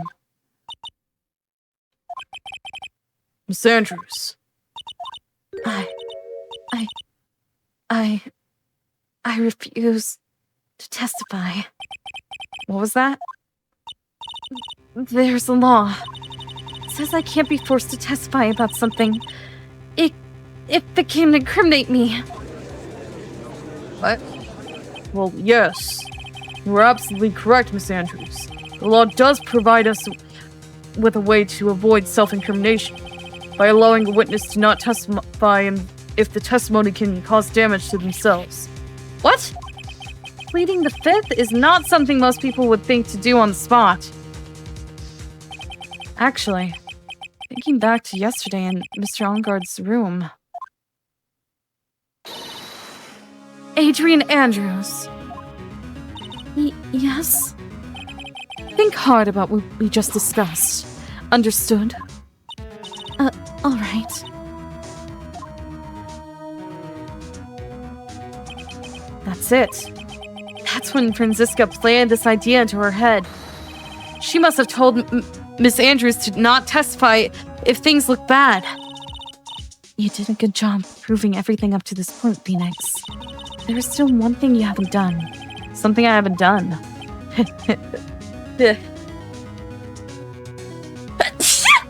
Dang it! What's wrong, Wright? Are you finished already? Run out of evidence. Huh? What is so humorous, Mr. Edgeworth? I'm sure you realize this as well, Your Honor. But everything the good lawyer here has proven up to this point is meaningless. What? Everything you have proven is circumstantial. Circumstantial? Yes, circumstantial. You have yet to provide a single piece of definitive proof. Proof that Miss Andrews did, in fact, harbor a wish to murder Mr. Corrida. Oh, I do have that. I had that proof. Why are you making me hydrate? Oh, you heard my sneeze? Dang it. I was hoping the ad break would cover my sneeze, dang.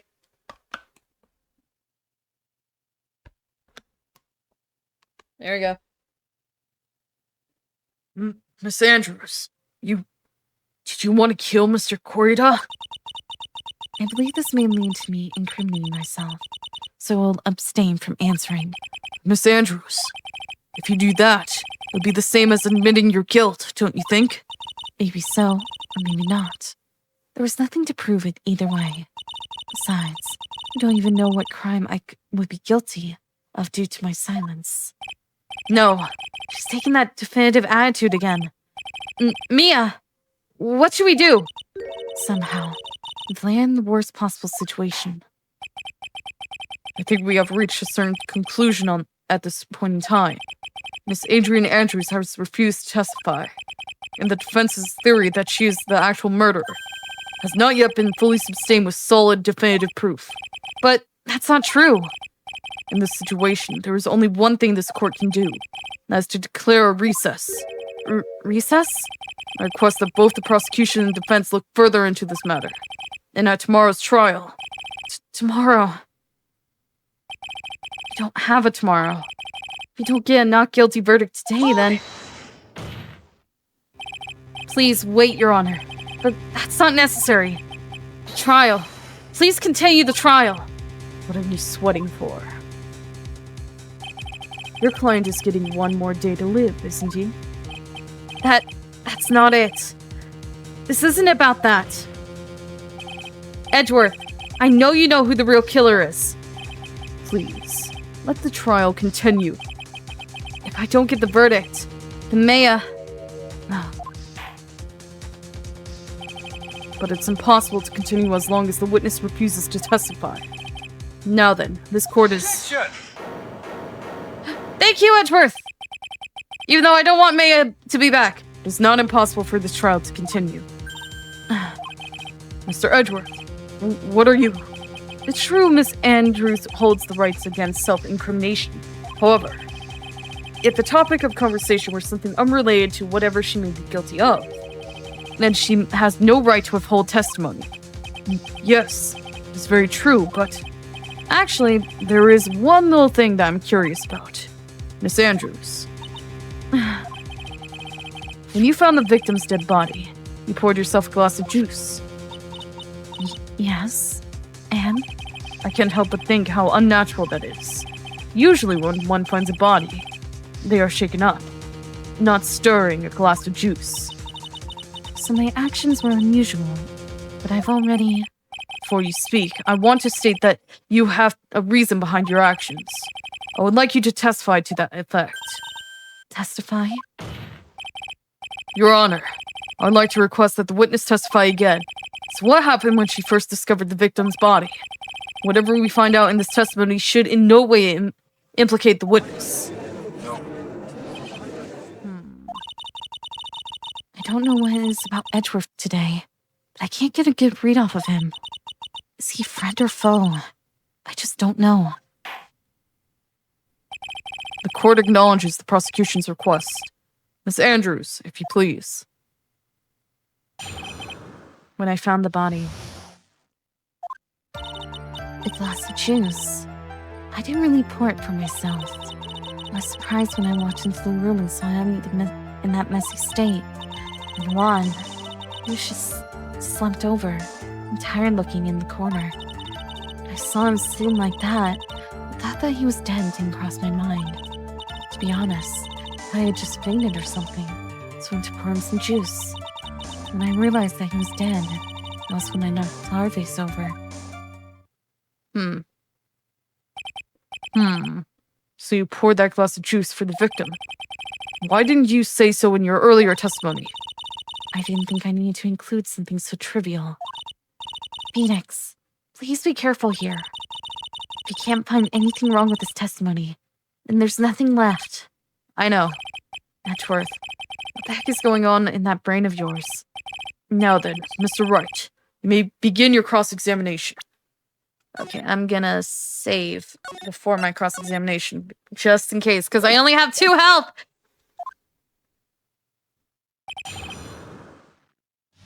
On the body. That glass of juice. I didn't pour it for myself. Hold it! But there wasn't anyone else in the room, right? Of course not. Then who did you pour it for? Mr. Wright, there's a rhyme and reason for everything. Can you wait just a little longer for it to be revealed to you? In other words, Wright, be quiet and listen. Precisely. I couldn't have said it better myself. They're tag teaming me. I was surprised when I walked into the room and saw him in that messy state. Hold it! So it was a mess?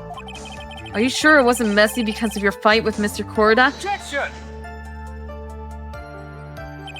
I understand your frustrations not being able to prove your theory. However, before you go accusing people of crimes, go find yourself some evidence. And then, what did you see next, witness? And Juan, he was sitting slumped over and tired looking in the corner. Hold it! Slumped over? Yes, he was just sitting there with his head tilted forward, eyes closed. It really looked like he was sleeping. Was his eyes closed? Was his eyes closed? Why does my evidence keep moving? Stop moving, evidence! His eyes were closed.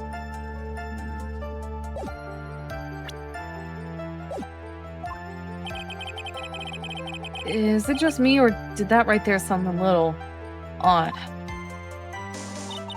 When I saw him sitting like that, I thought that he was dead didn't cross my mind. Hold it! Then what did cross your mind? I thought maybe he had smudged everything up in anger because he lost Grand Prix, and then felt tired after his rampage, so he decided to take a nap.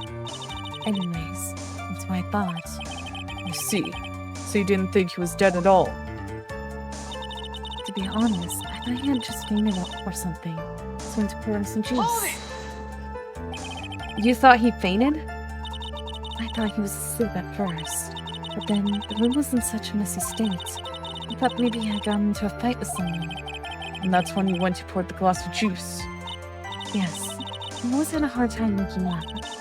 Someone always has a glass of tomato juice to drink. I see. After that, what happened next? Then I realized that he was dead. That's when I knocked the flower vase over. Hold it! And how did you come to realize that he was, in fact, dead? I shook him over and over. I never got a response. So I set the glass down on the dresser and tried to take his pulse. I was shocked. Stared it backward. And knocked the flower vase over. And that's what happened. Yes. This is what it all comes down to. Huh? This is the absolute end of both sides. And Adrian is laying her guard down. Phoenix, now is our best chance yet to kill the prosecution's case. Isn't that a bit harsh? It's Andrews. Will you tell us the truth this time? Objection! Witness, dang it. Nope, that's not it.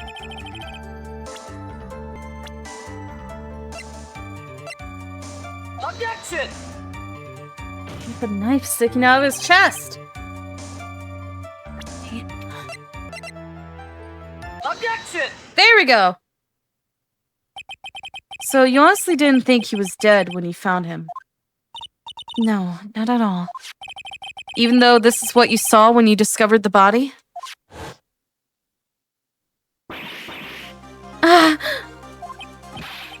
What is the meaning of this?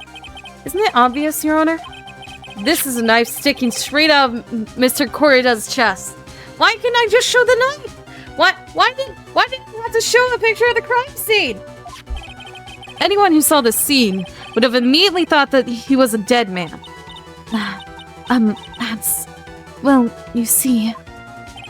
I doubt a single person in the world would mistake this for someone who fainted, and then so nonchalantly go pour something to drink. Your point is, Miss Andrews, your testimony just now, it was all one giant lie. And your lie has proven one thing very clear, that you are the real killer. No!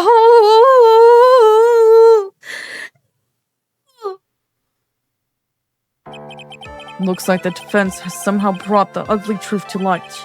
The defendant, Mr. Matt Engard, is not guilty after all. That's impossible. You're wrong. Miss Andrews, try to have some composure. It wasn't me. It wasn't me, I tell you. It was Matt. I swear it. He's the one who killed Juan. But you were the one who refused to testify. And your reason for not doing so was that you might end up incriminating yourself. That's because... Miss Andrews, I will give you one last chance. What exactly are you hiding that may incriminate you? I refuse to testify. Then there is no need for this court to continue any further. Mr. Matt Engard's innocence has been clearly demonstrated. Is it over? Have we found the truth at last? What's wrong, Phoenix? It feels too easy. There's something wrong here. I feel like she was set up to set up him. If that makes sense. She was made to frame him, but at the same time, frame herself. There's something that doesn't feel right. Usually, the real killer confesses his or her guilt. Now that I think about it, this is the first time someone hasn't. Now then, I would like to hand down my verdict for Mr. Matt Engard. Objection! Huh? Why are you objecting? Your Honor, the prosecution feels that it would be premature to pass down a verdict at this time. What? The reason is quite simple. This witness has yet to speak the absolute real truth. The absolute real truth. What are you? Witness, don't you understand yet? I don't know who planned this silly idea in your head, Miss Von Karma, as long as you protect yourself through your silence. Matt Engard will go free, and in his place, you will become the guilty party. That's a lie. I don't believe you. What? I was told. I spoke, and it would be all over. And Matt would never be declared guilty. What in the world is she talking about? Has she lost it? I can't speak about it. I'm too scared. It's Franziska von Karma. Huh? Don't you remember Phoenix? Miss Andrews lies. Miss Andrews lives by gripping tightly onto the words of another because she doesn't have the strength to believe in herself. Then right now, Miss Andrews is... Yesterday, she was tossed in Lifesaver by Miss von Karma. Don't say a word, no matter what happens. If you do, Matt on guard will be acquitted. Miss Andrews undeniably believes in those words right now and is clinging on to them. Then what should we do? This is the first time I've ever come across anything like this. But Miss Andrews has to be the killer, right? All we have to do now is get her not guilty. That's my only priority. I could have gotten not guilty a long time ago when I proved it wasn't freaking Matt. Why is he not guilty? Why don't we go look for the murderer by opening the case again and not put a guilty person in jail? Not put an innocent person in jail. Why are we... Ooh, this doesn't make sense to me. Why do I have to find the murderer? It wasn't me. I'm begging you. Please leave me. I didn't kill John. Juan. Help. Please. Someone.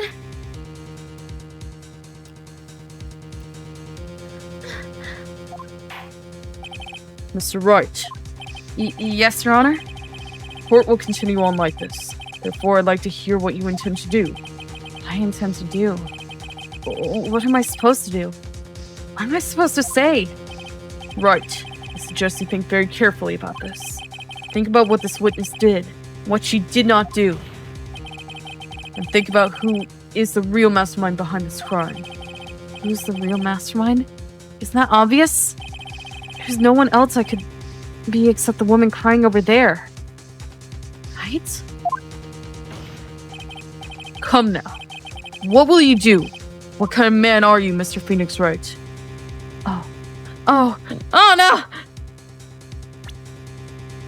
I don't want man to live, but at the same time, I feel like if I don't save, I'm gonna regret it. Force Andrews to testify. I have to win a complete acquittal today. There's no way around that. But I can't bring myself to do it like this. How when she's making a face like that? Miss Andrews, I would like to know what you are really hiding. Mr. Wright, are you sure you know what you're doing? Do you know about Maya? Sure, Mr. On Guard would get an acquittal, but in his place, you would be found guilty. Is this how you really want this trial to end? Be quiet. How dare you? You're trying to trick me. That's enough. I commend you for your trying, Mr. Edgeworth. However, it's clear that the defense's theory is the truth. You're wrong.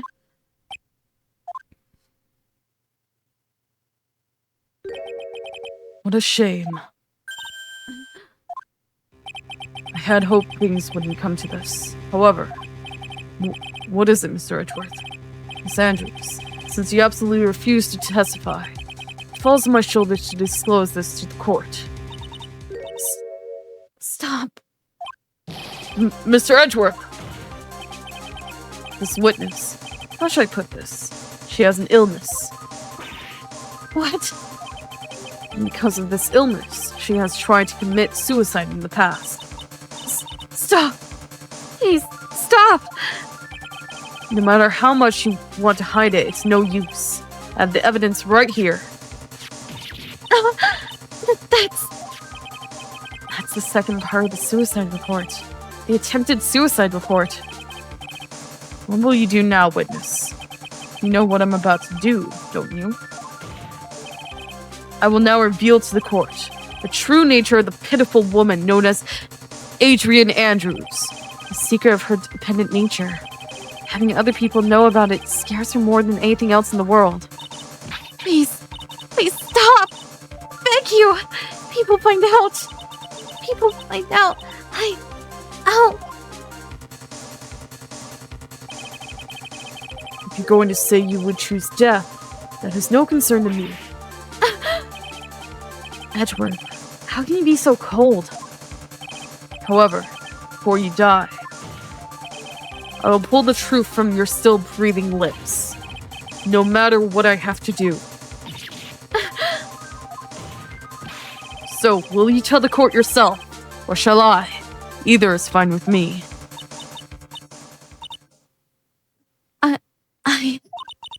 I'll talk.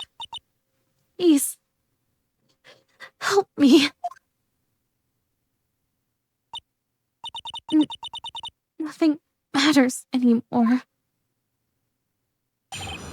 My crime. When I first saw him, I really thought he had fainted. Honest. And I realized he was dead. That was when I formulated my plan. Once I made sure there was no one in the hallway, I had dashed back to Matt's room. And then I stabbed Juan's dead body with a knife and ripped off the button. Just when I finished was returned to Matt's room, I had a bit of an inconvenience. That's why I ended up using the nickel samurai costume. So, you will still go to jail for attempting to frame a murder on another person? But is this proof enough that frickin' Matt didn't do it? Please? Stab the body with the knife? But why would you do that? Isn't it obvious? To pin the blame on a certain person. Certain cowardly man. What? What do you mean by all of this? It might take this court a little while to understand, but this is the truth. The real killer is Matt. That scumbag of a man. I'll never forgive him. He's trying to escape his guilt again. Just like last time. What last time? Last time? So, Miss Andrews stabbed the victim Juan Corrida in the chest with a knife. However, she didn't do it with murder in mind. She did it with the intent of framing Matt on guard for the murder. And this is her crime. What? How is this possible? I knew it! I mean, wasn't Miss Andrews supposed to be the real murderer? No, it just felt too much. There was too much that said it was her. And there's still so much we don't even know. Mr. Wright, please get over your shock and commence the cross-examination.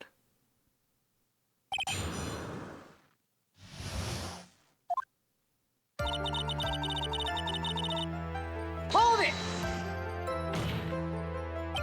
But you could tell from the state the room was in that there must have been a fight. Are you telling the truth when you say that you did not know he was dead?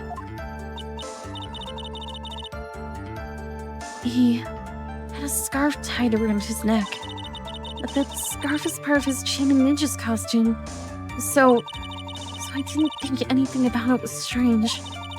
His head was also tilted down a bit, so I couldn't see his face that well.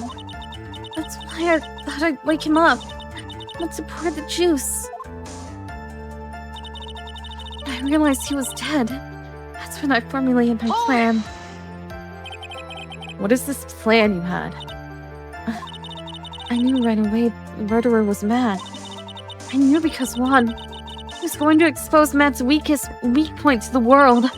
So Matt did this to stop Juan and silence him for good. He didn't even know about the press conference.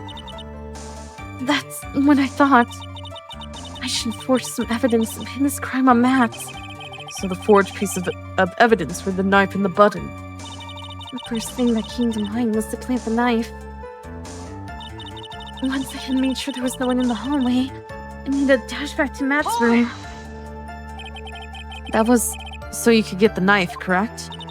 The knife Matt used at dinner had his fingerprints all over it. I thought if I used that, The police would certainly turn their eyes towards him.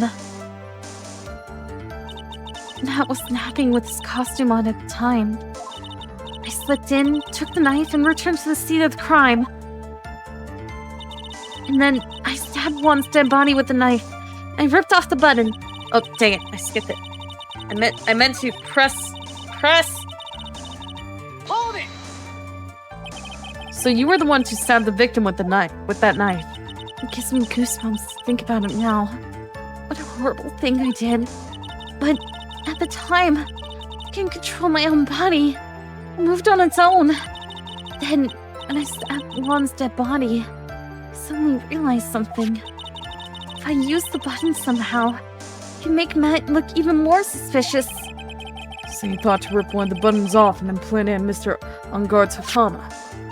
Yes, that's what I plan to do. But things never go that smoothly, do they? Just when I finished and was returning to Matt's room, I had a bit of an inconvenience. An inconvenience? There was a woman with a camera at the ready, loitering in the hallway. I'll be willing to bet my spikes it was Lada. There was also a woman with a ray gun at the ready, pacing back and forth. That's Miss Oldback for you. I had already been caught and made into a big scoop for a certain weekly tabloid once, so I couldn't very well go out looking like myself and get caught again. And that's why I ended up using Nickel Samurai costume. What is the weird thing though? You were the one who prepared that costume, weren't you? Yes, I took it from Global Studios. I also put it into Juan's guitar case the day before the award ceremony. You did this in preparation for the press conference, correct? Yes, Juan wanted to wear the costume and hold a press conference in it. He was going to disclose Matt's big secret there. And what is the secret? That I don't know. Anyway, I thought if I were to leave Juan's room in Nickel Samurai's costume, then people would think that Matt was the real murderer. I was very careful not to leave any fingerprints when I opened the guitar case. I absolutely did not want anyone to know about the costume. I think we've heard enough. So after that, you went back to Mr. Onguard's room and What the frick is happening? and planted the button? Into Matt's Hakama? Yes. After that, I folded up the costume I was wearing and put it into a bag. Then I snuck out of the hotel and got rid of it. My word. What does all this mean? Mr. Edgeworth, is it? The real criminal is Matt Onguard. Yesterday, a woman prosecutor sat me down for a talk. Franziska, huh? She said that I should, under no circumstances, confess of what I had done. That if I just kept quiet, then Matt would be found guilty for sure. I had no choice but to believe in her words.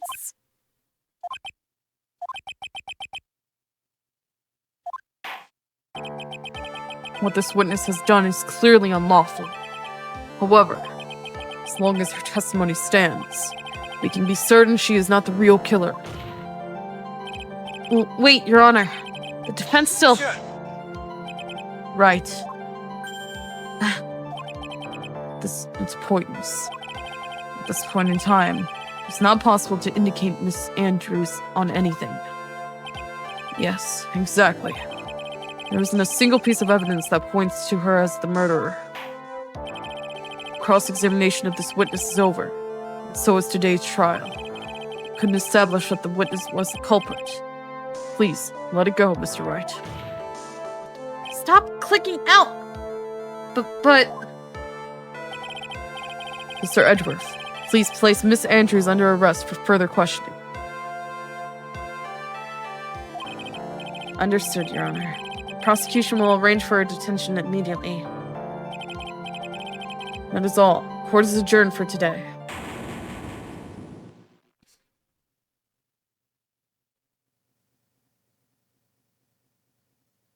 Is Maya gone for good? Where'd the judge go?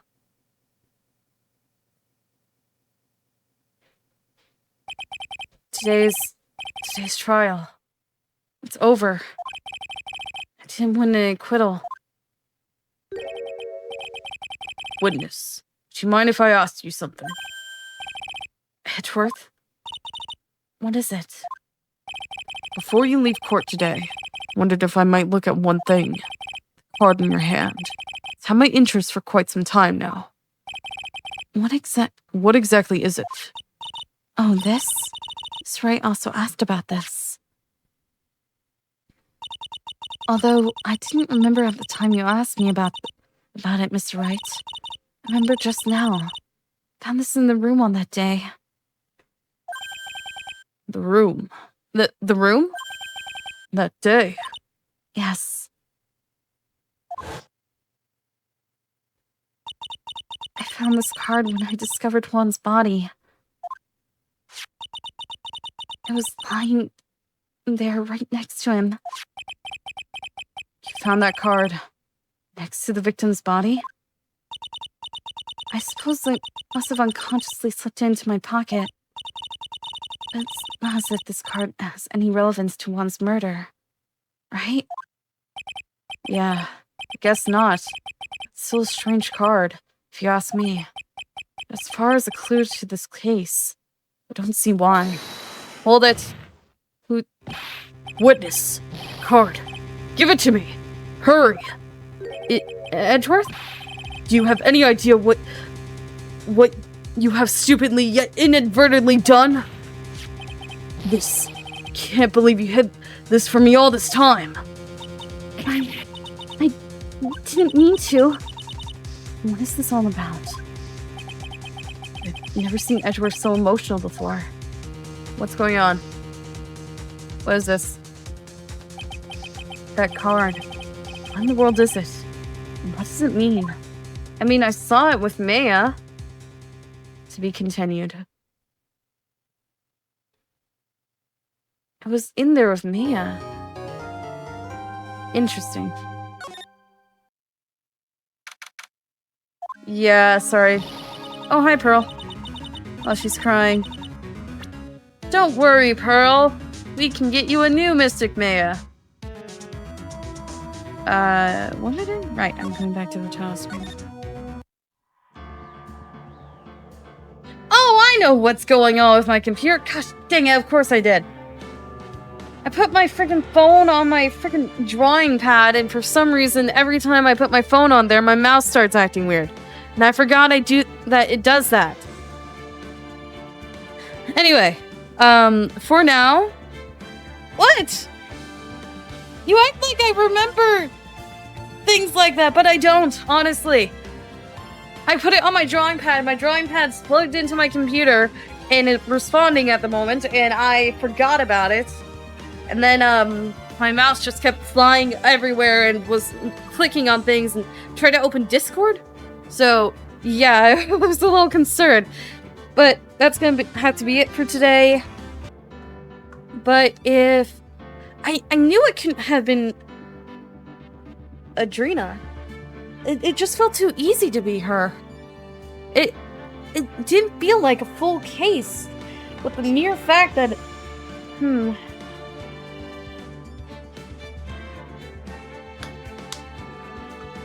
Yeah, I had a feeling it couldn't have been her. Because there was too much evidence pointing to her, but at the same time pointing to Matt. So it was clear she was trying to frame Matt, but it was too much for it to be her. If that makes sense. Anyway, that's gonna be it for today. Good night, good day, whatever time it is for you.